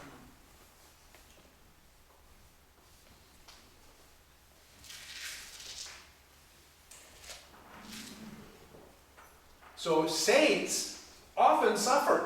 Святые часто страдают. If you read the writings of various saints over time, over history, читаете жизнеописания святых в разные моменты истории, you'll see that they write about their own personal suffering. вы там прочтете, они сами пишут о своих личных страданиях. Because they had some bad thoughts or something. Что у них, например, возникли какие-то нечестивые мысли. That they felt separate from God. Они потому что вдруг почувствовали себя отдельными от Бога. And they feel guilty and they suffer. И они ощущали с этим чувством вины, и они страдали. Even though everyone else looks at their behavior and says, "You are a saint." Несмотря на то, что все окружающие смотрели на их поведение и говорили, что вы святой. So it is important to look at the difference between a sage. Поэтому важно понимать разницу между мудрецом. And the sage is someone for whom there is no longer any false sense of authorship. Мудрец это человек, для которого больше не существует ложного чувства авторства. And a saint for whom the behavior is exemplary. И понимать его отличие от святого, который отличается своим таким самым примерным поведением.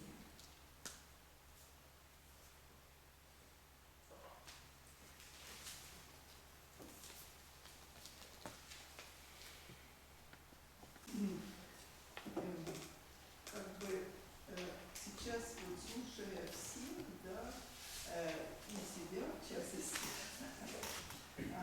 я почувствовала, что вижу некоторую форму борьбы внутренней, да, с самим собой, который вот, не нравится себе. Having listened to everyone here and myself as well, I realized that everyone is talking about some form of inner struggle. И смысл вот превзойти эту борьбу внутри,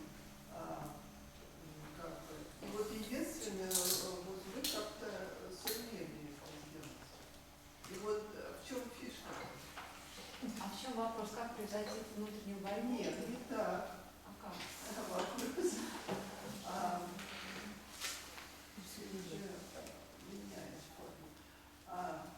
В чем фишка его, как он превзошел эту борьбу с собой? Вот это вот внутренняя двойственность, которая два вроде, один такой идеальный, да, а второй плохой. И вот они борются друг с другом. И обычно плохой как бы побеждает, а идеальный как бы расстраивается опять.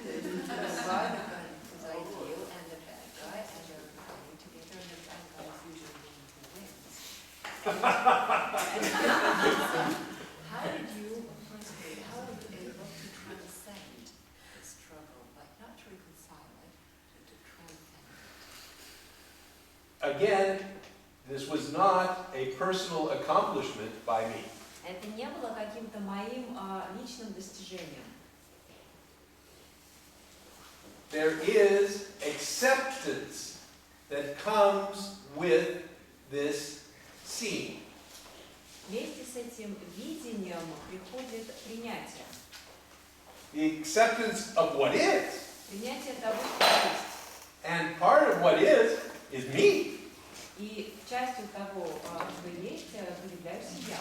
And part of me is good qualities and bad qualities. И частью меня являются и хорошие качества, и плохие. So the acceptance that is here То принятие, которое здесь, is this acceptance of what is. это принятие того, что есть. And that, for me, is love. И для меня это и есть любовь. Because the acceptance of you as you are Потому что принятие вас, вот такой, какая вы есть,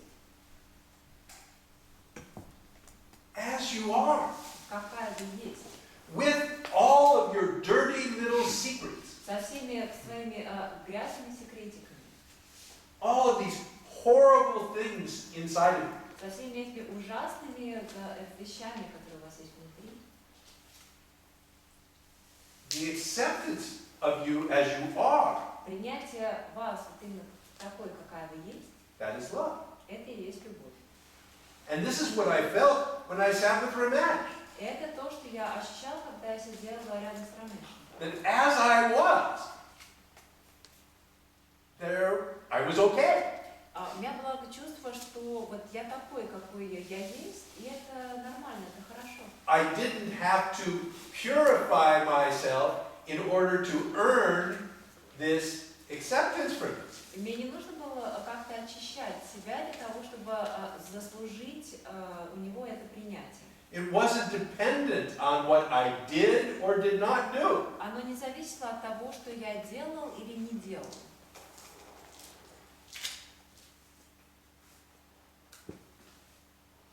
Да, и вот как раз вы сейчас вышли на мой второй вопрос, который у меня пришла так внутри, созревший. And now we come to the second question with which I've come here. И он состоит в том, вот как вот так вот себя любить, и как меня Бог любит. And the Как question вы меня is любите. how to love myself this way as Вот не God. получается это I'm not able to do this. I'm not все able. объемы. It is not a skill. Это не некое, это не навык. You ask, how do I do this? Вы спрашиваете, как мне это сделать? How do I skillfully change or look in order to accept myself as God does? Как мне так вот мастерски себя изменить, что сделать для того, чтобы полюбить себя так, как меня любит Бог? It is not a skill. Это не навык, It is a gift. это дар. Потому что вот мама всегда говорила, что вот когда ты будешь идеальным, тогда я тебя буду любить. И вот как-то вот это заложилось, видно, глубинно в сознание, что нужно быть идеальным, хорошим, добрым. И тогда у меня... А не всегда получается.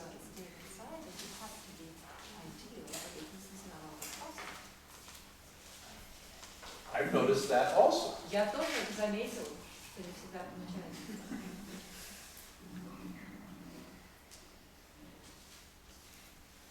I fall short of others' ideals all the time. Я постоянно не соответствую идеалам других людей. I fall short of my own ideals all the time. Я постоянно не соответствую даже собственным идеалам. Да? О, я тоже. Me too. Yeah. But there is no suffering attached to this. Но из-за этого не возникает никакого страдания. Because there is no sense that I can control this. Потому что нет ощущения того, что я могу это контролировать. I promise you, Я вам обещаю, if I had the power, если бы у меня были силы, I would be so kind and loving and generous every moment. если бы я это контролировал, я бы каждую минуту был таким добрым и щедрым и любящим. People would be carrying me through the streets. They would give me the Nobel Prize. Because I'm so loving and generous and kind and perfect. Щедрый, добрый и совершенный.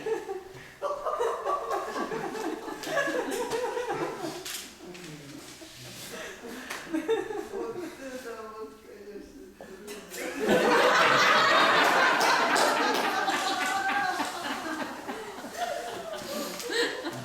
Десятки.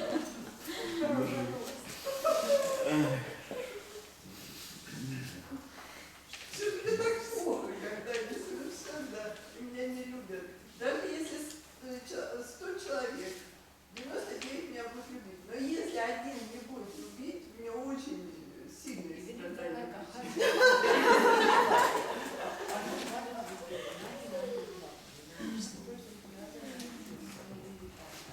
Yes. And you think about that person all the time. Да, и вы постоянно будете думать именно об этом одном человеке. Welcome to the human race. К числу людей.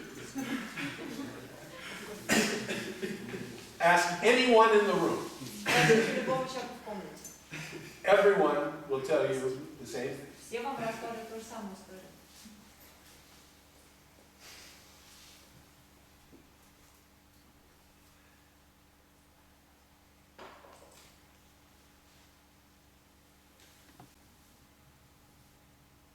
А я заслуживаю. Do I deserve love?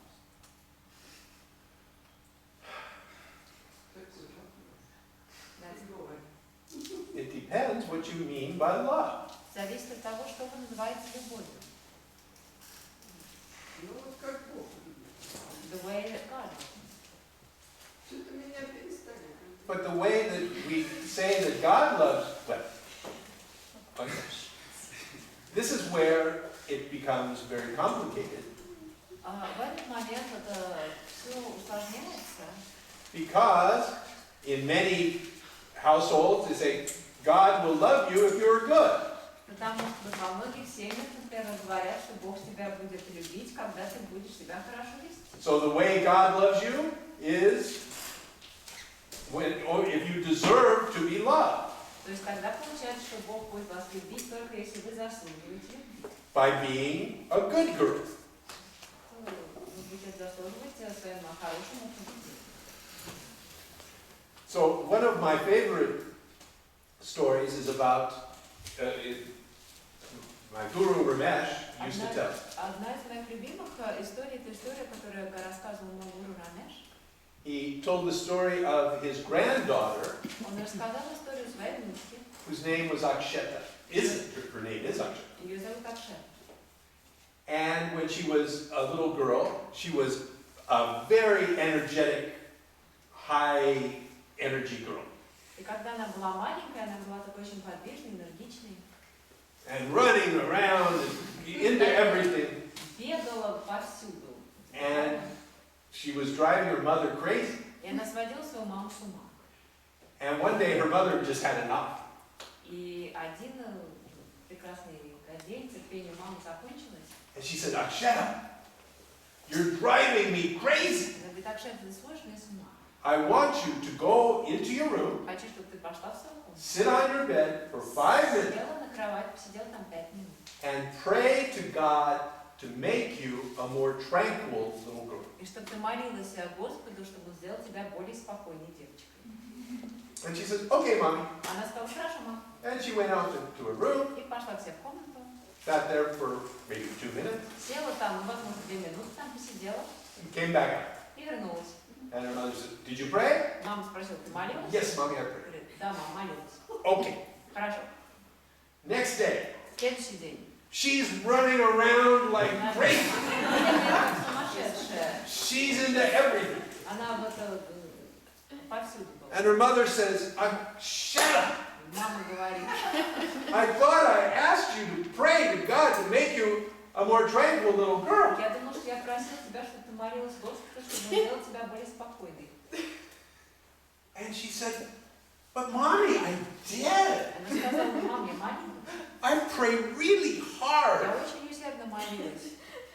So that must mean Значит, наверное, это значит, that God wants me to be this way, что Бог хочет, чтобы я была такой. or he can't do anything about it. Ничего не может поделать.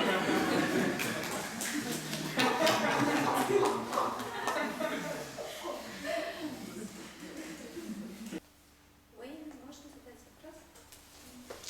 Can you hold your question? Приди, пожалуйста, Мила. And we'll take a break for 15 minutes. Перерыв на 15 минут. В контексте шагов, 12 шагов, на них как говорится.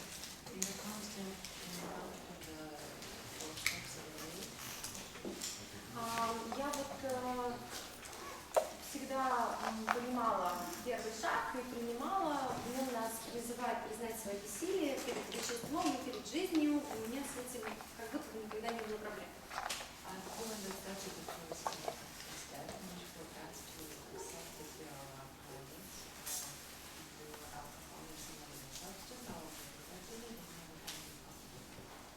То есть я всегда понимала, что я ни черта не могу, и кнопки стоп ни по каким вопросам у меня нет.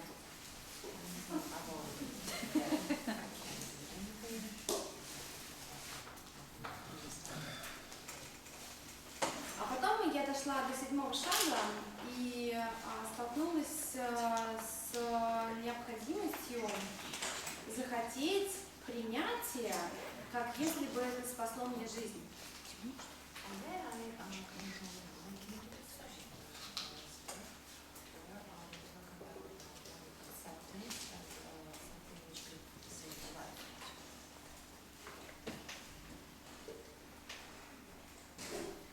Я увидела конфликт, что я чувствую бессилие,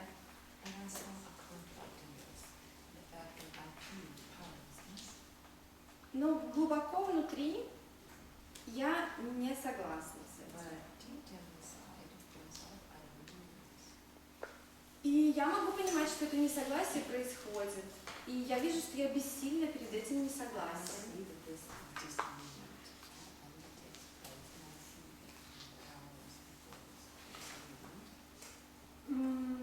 Но мне очень хочется получить какой-то указатель, куда я еще могу здесь посмотреть, чтобы двинуться дальше.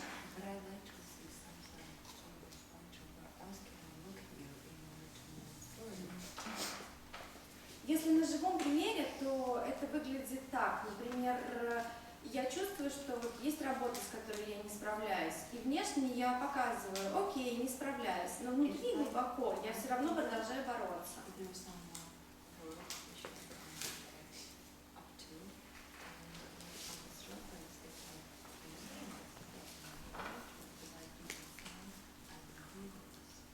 When you say, I don't agree with it, what do you mean? Когда вы говорите, я с этим не соглашаюсь, что вы имеете в виду?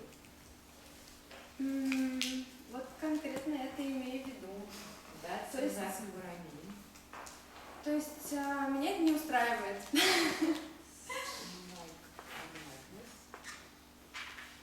Right.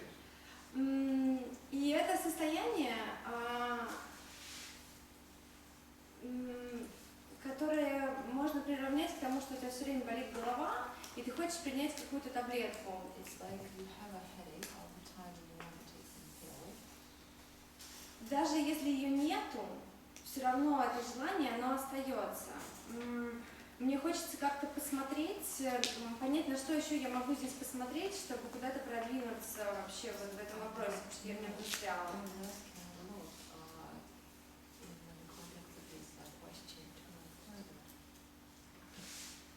Okay. Step 1 Шаг первый.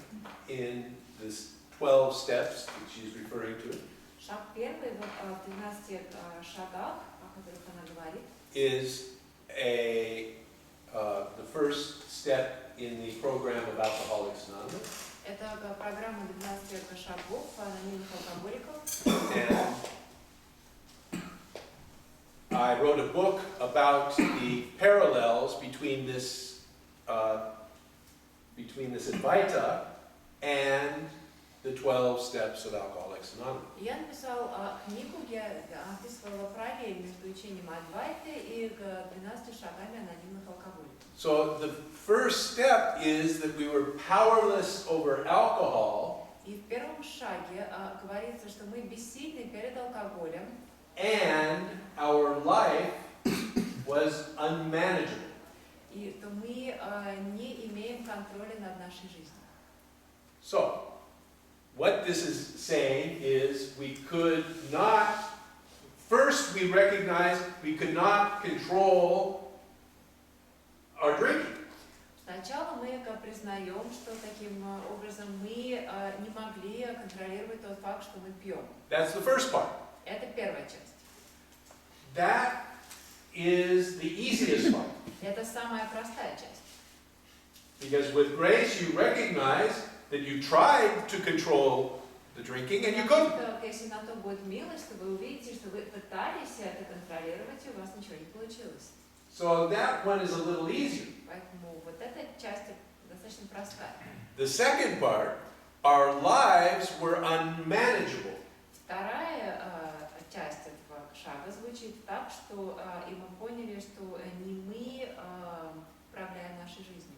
Means that we are not in control. Это означает, что она не зависит от нашего контроля. We could not control our lives. Что мы не можем контролировать свою жизнь. So it starts with the easy part. We couldn't control alcohol. То есть начинается с такого более простого момента, что мы не могли контролировать алкоголь. And then introduces the possibility you can't control anything. А дальше там написано, что мы не можем вообще ничего контролировать. And I said in the book, if you could get the first step 100%, И в книге я пишу о том, что если вы на 100% поняли первый шаг, there would be no need for the next 10 steps. то уже не будет необходимости в остальных шагах. But no one I ever met, Но я не встречал ни одного человека, including me, в том числе и себя самого, got the first step 100% in the beginning. чтобы в самом начале прямо сразу на все 100% понял первый шаг. So, always when you are having such a difficulty, И всегда, когда возникают подобные трудности, you return to the first step. нужно возвращаться к первому шагу. Because the difficulty you're having is with this manageability of your own life. Потому что вот ваши трудности связаны с этим понятием того, можем ли мы управлять своей жизнью. Ultimately, it is a question of having personal power. То есть в конечном счете это вопрос личной силы и власти. And what is so seductive and what is so problematic is that even when you intellectually can see it, И очень проблематично то, что даже когда вы это видите на интеллектуальном уровне, and you say, yes, и вы говорите «да», obviously, there is a power greater than myself which is running everything. когда вы говорите «да, я вижу, что есть сила, которая больше, чем я сам, которая всем управляет», There is still this sense всегда все равно остается это чувство, of personal power. это ощущение личной силы. And that is what I call the false sense of authorship. И это то, что я называю ложное чувство авторства. It is the sense that, and it is not an idea, Это чувство, и это не идея. but it arises out of your guts. И оно возникает прямо где-то в животе. I have to manage this. Вот это чувство того, что мне нужно всем управлять. And this means I have the capacity to manage it. И это означает, что я реально способен это делать. So at the root of it is the claim В корне этого лежит это притязание of autonomous personal power. на автономную личную силу. And it is this claim that this teaching focuses on. И именно на этом утверждении и сфокусировано это учение. And whenever there is a difficulty, we come back to this, И когда возникает какая-то трудность, мы возвращаемся к этому моменту. which is really a return to the first step. То есть, иными словами, мы возвращаемся к первому шагу. Окей, спасибо.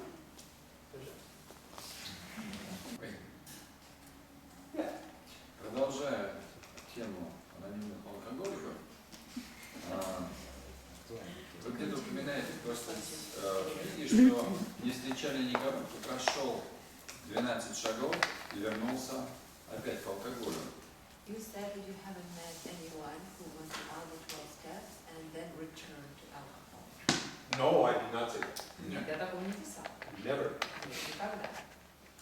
I've watched countless people go through the 12 steps and return to alcohol. Я видел бесчетное число людей, которые проходили 12 шагов и опять начинали пить. Но в данном случае вот я все время встречаю такие вещи, когда вы обращаетесь, если у вас будет силы продолжать чтение, если вы сможете сделать этот шаг, если вы...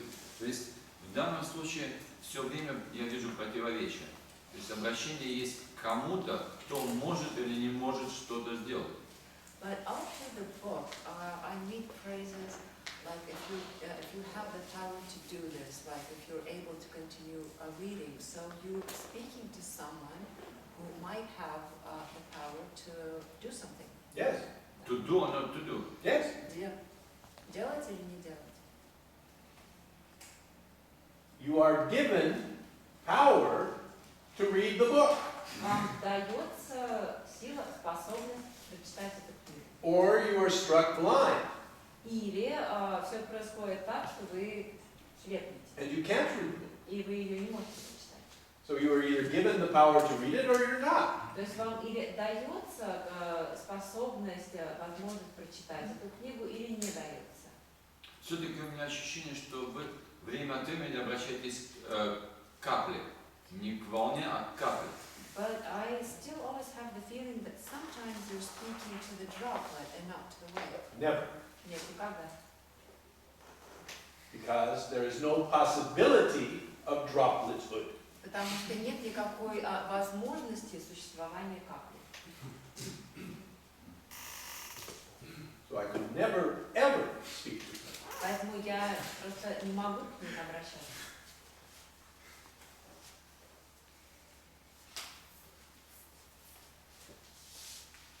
But you can hear it from the perspective of the droplet. Но это можно услышать с точки зрения капли. Because when the false claim of authorship is active, Потому что когда ложное чувство авторства активно, then the perception is that of the droplet. то мы смотрим с точки зрения капли. And things are interpreted in that context. И все интерпретируется именно в этом контексте. So in this teaching, we again look at the root of this perspective И в этом учении мы рассматриваем корень этой точки зрения. to see if it has any substance. И смотрим, насколько он имеет основание. But not from a philosophical perspective. Но не с философской точки зрения.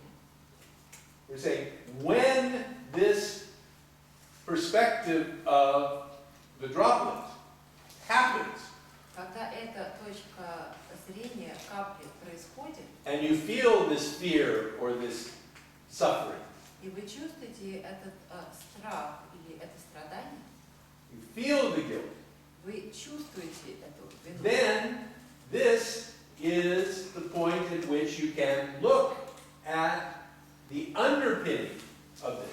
тогда это именно тот момент, когда вы можете посмотреть, что же лежит под всем этим. To see if it is true. И посмотреть, является ли оно истинным. У меня большие проблемы со сном. I have a biggest problem with sleep.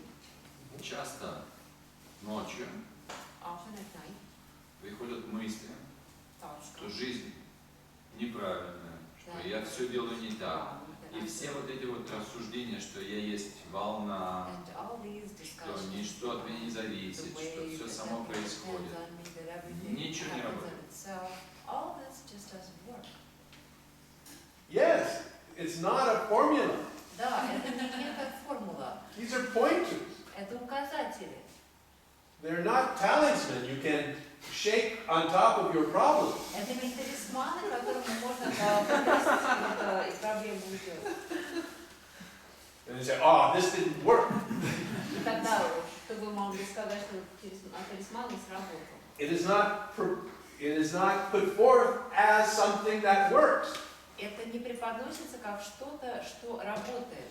It is put forth only as an indicator Это преподносится как некий указатель, индикатор of where to look.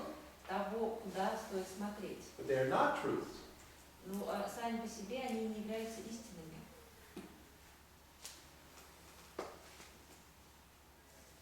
Even the really good ones, Даже вот самые хорошие указатели. like you are the ocean, Например, вы есть океан, you are the wave, you are not. вы есть волна. These are good, Они классные, but they're not true. но они не есть истина.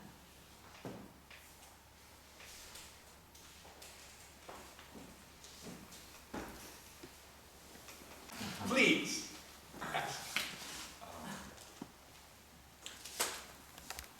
Вот это ложное чувство авторства, This false sense of authorship, которое ощущается как некая боль даже в теле, в животе. which is felt like a pain in the body, in the belly. Я заметил, что это ощущение появляется в тот момент, когда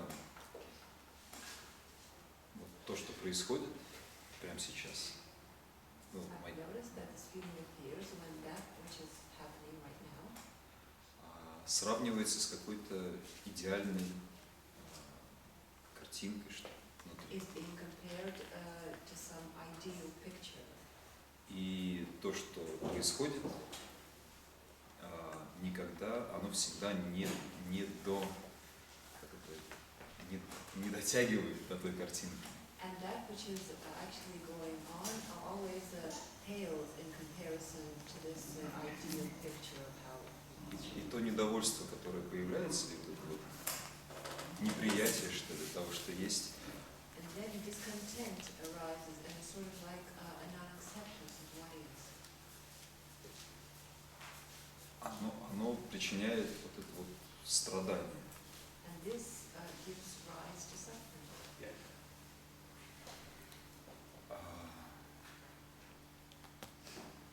Вопрос.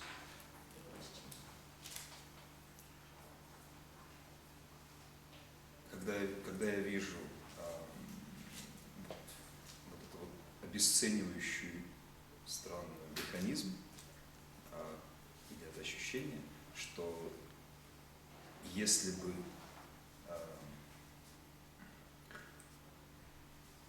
я мог бы что-то сделать, я I see this mechanism, this feeling, this sort of like devalues everything. If I could do something, то then. Yeah. So, what you're saying, what I'm hearing you say is this. Я слышу, что вы говорите. This is how things are. Вот то, как все есть. This is what you call the ideal, Это то, что вы называете идеал. but the feeling is this is how it should be. Есть ощущение того, что вот так должно быть. So the difference between how things are and how they should be И разница между тем, как все реально есть, и между тем, как все должно быть, this is suffering. вот это расстояние, это страдание. So, we come up with strategies. Мы придумываем стратегии. Say, okay, how do I move how things are over to how they should be? Как бы мне передвинуть вот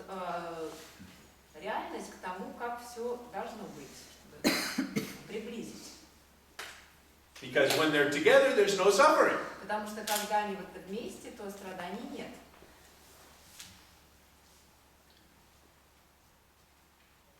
But the question is, can you control how things are? Вопрос в том, можете ли вы контролировать то, как все реально есть. I understand, I can do it, but А что не могу, но. это волшебное слово, но. This magic word but. Как будто бы что-то меняет. It's as if it changes something. В этот момент я могу как будто бы я могу принять то, что это просто происходит. It's as if in this moment I can accept that this is just what is И happening. в этом есть много радости. Просто And there's a lot of joy in this. это по-другому не может быть. Because it cannot be otherwise. Детского счастья. A sort of a childlike happiness. Yes. И вот бывает этот момент, когда происходит попытка вовлечься в это, что может быть все-таки возможно. Да, и в этот момент появляется, правда, страдание. Попытка. And then there comes this moment when yes, we were trying to move reality closer to the ideal, and yes, it is Достаточно ли просто видеть этот механизм? Is it enough to just see this mechanism? Well, yes. Да, Because in the deep seeing, потому что при очень глубоком видении the should moves over. вот этот вот идеал, вот это вот то, как все должно выглядеть, оно сдвигается. What is always remains stationary. То, что есть, оно остается на месте. But what should be moves. Сдвигается вот этот идеал, как оно должно быть. And when the should be aligns with what is, И когда идеал сдвигается и соединяется с тем, как все реально есть, this is what we call the acceptance of what is. это то, что мы называем принятием того, что есть. And it happens И оно происходит, with the seeing. когда приходит видение. And the seeing is mystical. А видение мистично. The seeing is not mechanical. Оно не механистично. Ничего нельзя сделать. You can't Чудо. do anything. This is true. You Это cannot do да. anything of your own power to make it happen. Вы ничего не можете сделать, исходя из вашей собственной силы для того, чтобы это произошло. But the question is then, what can you do of your own power? Тогда возникает вопрос, а что вы можете сделать, исходя из своей личной силы?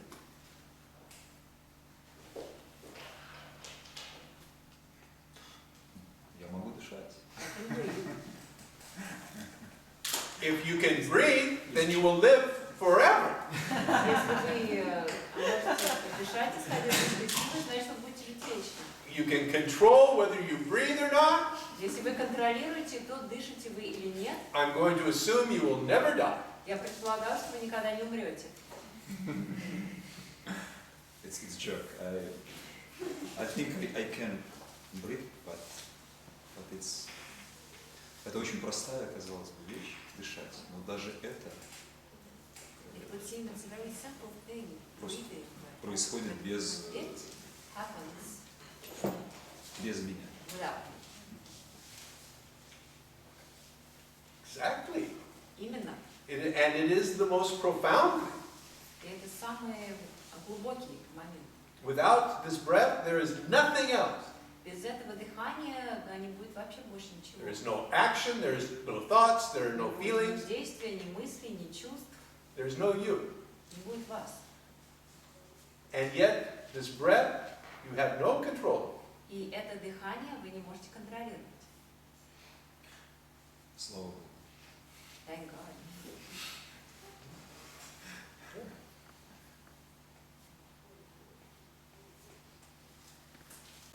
Как-то раз Нисаргадата Махараджа спросили: посмотрите, что творится в мире. Ужасные войны, голод и все прочее. Once someone asked Nisargadatta Maharaj, look what's happening in the world, terrible things, wars and so on. Ну, то есть вопрошающий хотел сказать, что ему трудно принять все это, и The как он... person who's asking said it was very hard for him to accept all this. На что тот ответил, но это не цитата, что все это натворили люди, и люди понесут, то есть получат последствия. And Nisargadatta said something to the effect that it's people who did all this, and people will suffer the effects, the consequences of all this. И я хотела узнать ваше мнение, потому что однозначно я по-своему это воспринимаю с точки зрения вот отдельного человека, который боится быть наказанным. Because I see it from the point of view of a separate person who is afraid of being punished. But what is the, I don't understand what the question is. Вопрос. То есть вопрос в том, что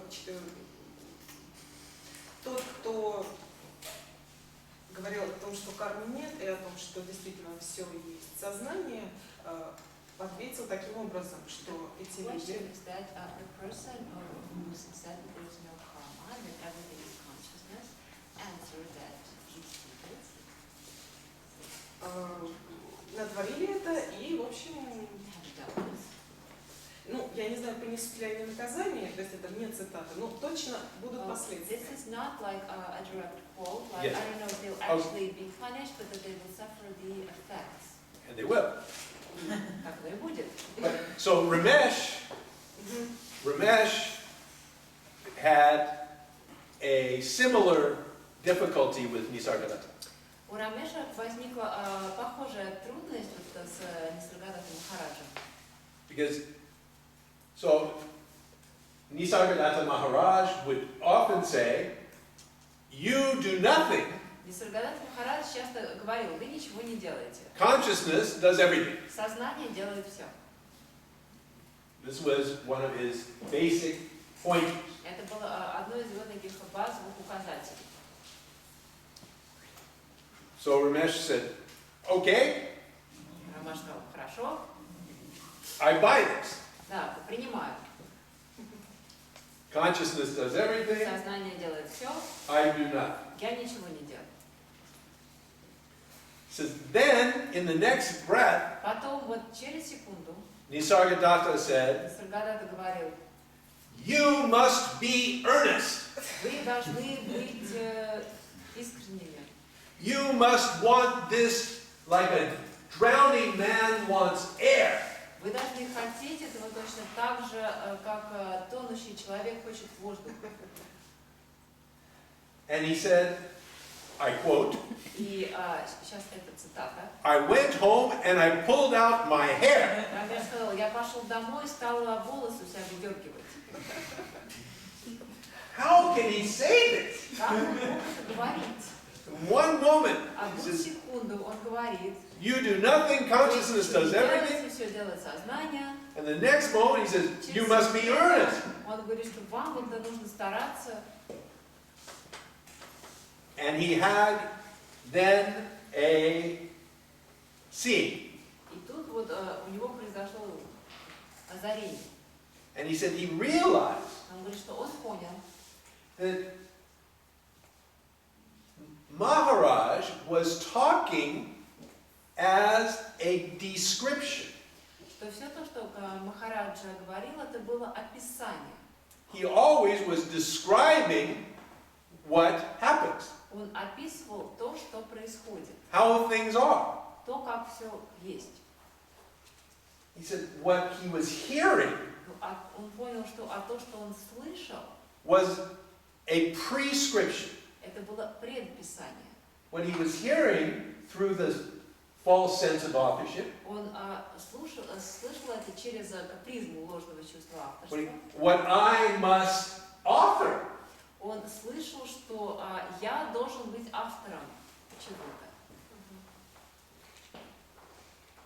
So it was this subtle difference between the prescription and the description. И именно эта тонкая разница между описанием и предписанием Had nothing to do with what Maharaj was saying, это не имело никакого отношения к тому, что говорил Махарадж. but the filter through which he was hearing.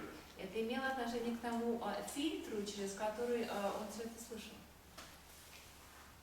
То есть это также описание того, что были действия, были последствия, и эти люди были поставлены как фигурки на шахматной доске для того, чтобы эти действия произошли, и что, в общем, да, поделаешь. So this is was like a description of the fact that these things happened. These people did this. They will suffer the consequences, and they were put there like on a chessboard to play some role and suffer the consequences of this.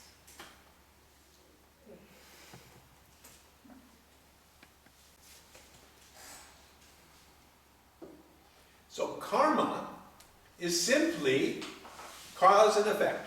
Карма – это действие и причинно-следственная связь. But when it is taken over by the false sense of authorship, Но когда ее как бы захватывает ложное чувство авторства, when karma is talked about or thought about from the perspective of the droplet, когда о карме говорят с точки зрения капли, then it is the droplet who is responsible for the karma. тогда получается, что уже капля ответственна за карму. Because it is the droplet which is responsible for the action. Потому что именно капля ответственна за действие. So in this teaching, we're looking at the fundamental question. И в этом учении мы рассматриваем фундаментальный вопрос. Does the droplet exist at all? Капля вообще существует? And when you see that, then the whole question of individual karma disappears. И когда вы это видите, то самый вопрос индивидуальной кармы исчезает. It evaporates. Он испаряется. Я добавлю, I'd like to add. кажется, тоже Махарадж говорил о том, что I think it's also Maharaj who said, что когда будет окончательное понимание, when they'll карма не будет больше для вас существовать. Вы не сможете причинить никакого зла. Karma will not exist for you. You will not be able to do any harm. As an individual, yes, because you won't exist as an individual. Как индивид, да, потому что вы не будете существовать как индивидуальные сущности. You do not exist as an individual author. Вы не существуете как индивидуальный автор. You cannot create any suffering from your own power. Вы не можете создавать никакого страдания, исходя из своей собственной личной силы. Because you can't create anything from your own power. Потому что вы ничего не можете сделать, исходя из собственной личной силы. So it's all different ways of saying the same thing. Это все просто разные способы сказать одно и то же. But with all these teachings, it gets misunderstood. Но во всех этих учениях это неправильно понимается. And is often taken literally. И это часто воспринимается буквально. So then this teaching is commented on by some other teacher who says, well, Maharaj said this. А потом это учение комментирует какой-то другой учитель, который говорит, что вот Махарадж сказал вот это. And in the end, you have some Facebook quote, Nisargadatta Maharaj. И в конце концов просто появляется какая-то цитата на Фейсбуке, подписанная Нисаргадатта Махарадж. Of something Nisargadatta Maharaj would never have said in a million years. Там написано, что такое, чего за миллион лет не сказал Нисаргадатта Махарадж никогда.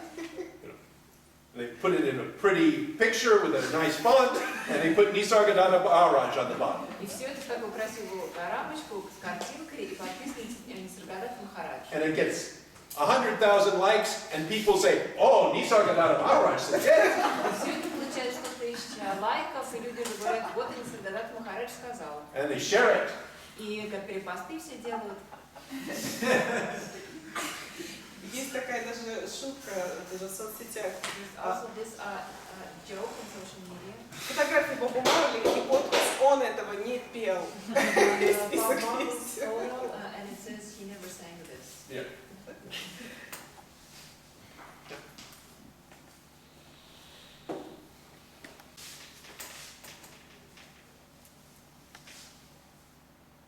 So this teaching we come back always, not to what some dead guru said. В этом учении мы всегда рассматриваем не то, что сказал какой-то мертвый гуру. It's hard enough with the living gurus who you can talk to. И уже достаточно трудностей с живыми говорить. Are you saying this? Вы спрашиваете, вы вот это Do you mean this? Вы вот это хотите сказать? But with a dead one, А когда гуру мертвый, there's no possibility. то даже уточнить нет возможности. So we come back to a living teaching. Поэтому мы возвращаемся к живому учению. And this living teaching is concerned with your experience. И это живое учение интересует ваш опыт. What you can discover by looking into yourself. То, что вы можете обнаружить и посмотрев на себя. To verify these concepts. Чтобы подтвердить эти концепции. To see if they make any sense in the context of your own living experience. Чтобы посмотреть, имеют ли они какой-то смысл в контексте к вашей жизни.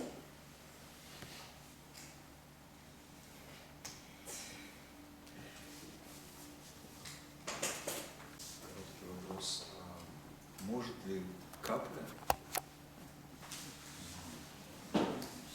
не пытаться вернуться в океан, используя разные способы? Может ли капля не пытаться? Да. Can a drop try not to go back to the ocean? This teaching asks, does the drop exist at all? Это учение спрашивает, существует ли капля вообще? Or is it a wave Или она на самом деле является волной, that is falsely claiming to be a drop? которая ошибочно называет себя каплей. So when we're asking the question, can the droplet return to the ocean? Когда мы спрашиваем, может ли капля вернуться в океан, We're assuming the droplet exists in the first place. мы предполагаем, что капля вообще изначально существует. This teaching does not make that assumption. Но в этом учении мы не делаем такого предположения. It asks you to question that assumption. Это учение побуждает вас ставить под вопрос это предположение. Says, yes, okay. If the droplet exists, then we'll discuss what the droplet can or cannot do. Учение говорит, если капля существует, тогда мы уже будем обсуждать, что она может или не может делать. But first, we must determine if it exists or not. Сначала мы должны понять, существует ли она вообще. То есть достаточно смотреть на феномен капли. So it's enough to look at the phenomenon of the drop. The phenomenon of your sense of being a drop, Феномен вашего чувства того, что вы являетесь каплей. which is the sense that I am separate and independent and powerful. А это чувство того, что я отдельный, независимый и обладающий силой. And to go into that sense И идите глубже в это чувство. and to see if it is connected to the truth. И посмотрите, связано ли оно с истиной, с истинным положением вещей.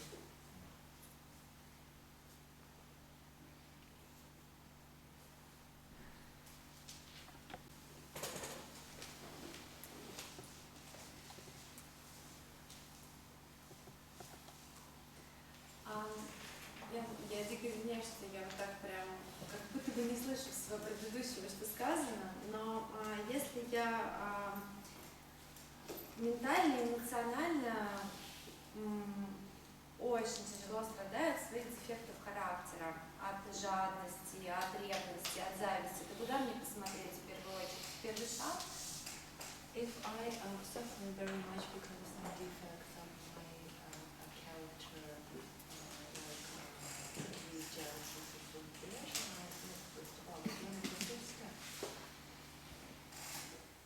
So the program, the 12 steps, point you to what to do about these defects of character. Программа 12 шагов указывает вам, что делать с такими дефектами, изъянами характера. And it says, you ask God to remove them. Там написано, просите Бога их устранить.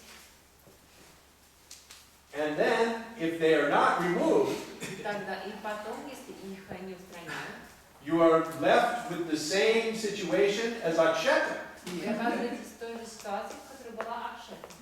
which is that God either wants them to be there now, То есть получается, что или Бог хочет, чтобы эти изъяны с вами оставались сейчас, or He can't do anything about it. или Он ничего не может с ними поделать. А вы к какой ситуации склоняетесь больше? And which of these two is closer to you?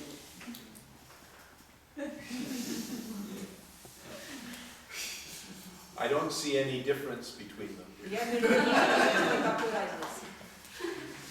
Я хотела продолжить вот этот вопрос. Вот если в этой ситуации, то просить все равно нужно устранить эти дефекты характера? Или получается, что не нужно? So I'd like to go upon this question. So does this mean that you still have to ask, like in this situation, what is the defect in the head?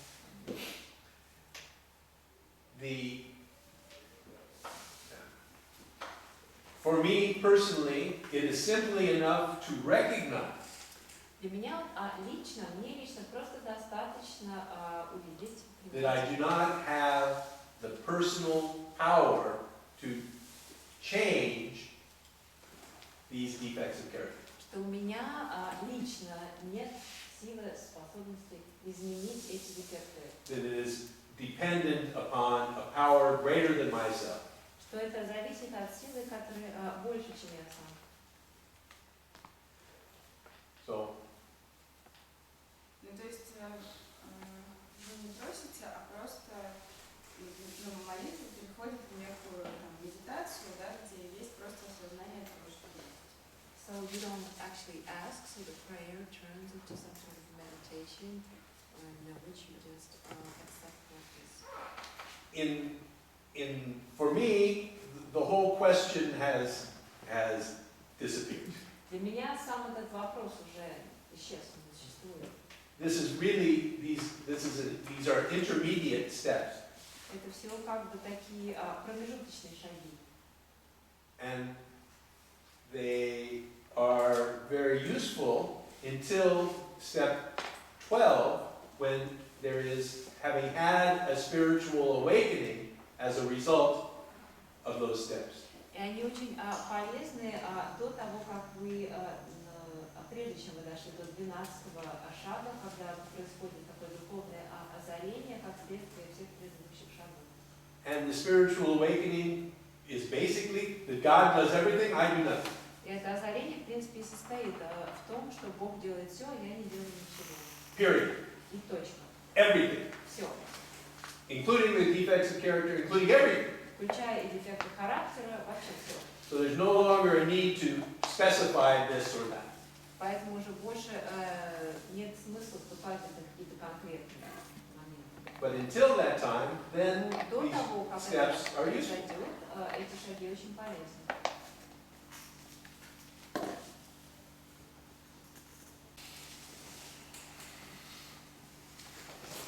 We'll take the last question. Последний вопрос будет сегодня.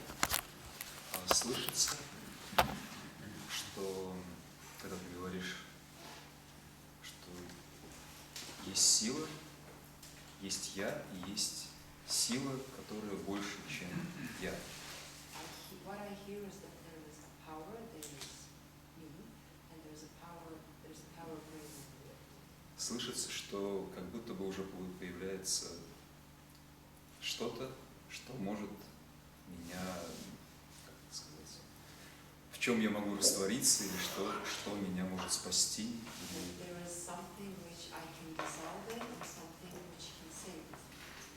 Я чувствую, что это какая-то тоже иллюзия, что I есть. feel that this is also some sort of illusion. I think you might be right. Я думаю, что, возможно, вы правы.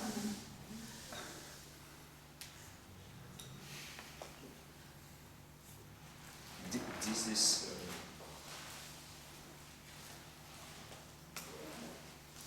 правда, как будто бы, когда я утверждаю эту силу, я уже с ней чувствую разделенность и попытку вернуться в этот океан. I feel that when I say there's this power, I'm only saying that we're somewhere separate, and that I already feel the need to go back to this machine. Появляется вот эта попытка This attempt to go back arises, движения. this movement. So if you are already in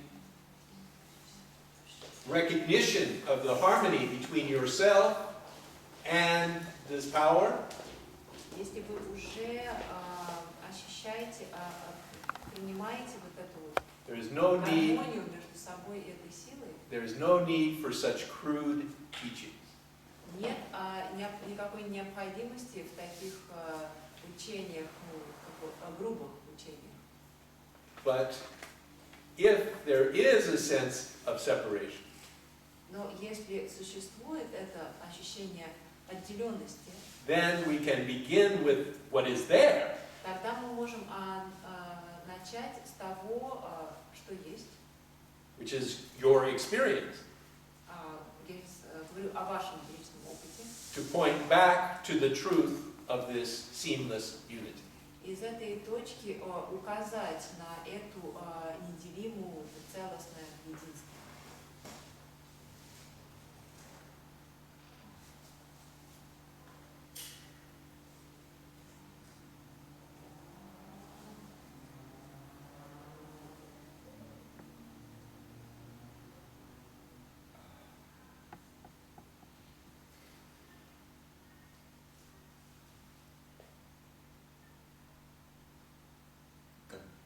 Есть такое ощущение, что попытка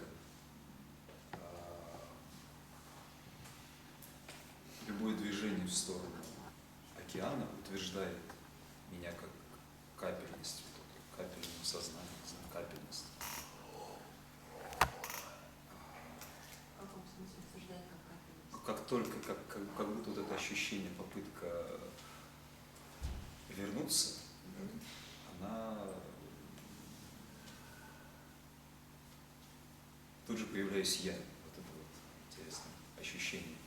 There's a feeling that any attempt made to go back to the ocean sort of establishes me as me, myself, as the drop. It sort of establishes my drop focus. Yes. But this is not the problem. Но проблема не в этом. The teaching cannot create the separation. Учение не может создать разделенность.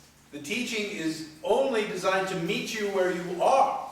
Учение создано для того, чтобы помогать вам в той точке, в которой вы находитесь. If there is no separation, the teaching is not going to make it. И если нет никакой разделенности, то у учения ничего не получится. But if there is this false sense of authorship, yes, it can claim the teaching. Но если это ложное чувство авторства существует, то да, оно может притязать и на учение.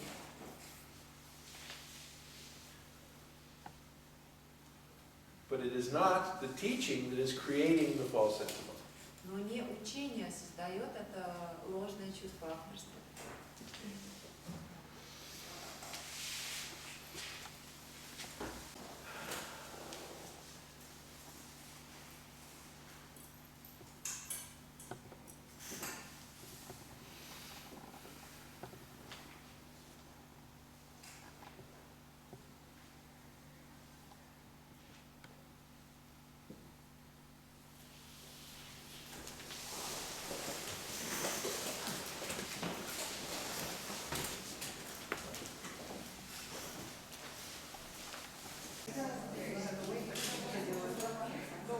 это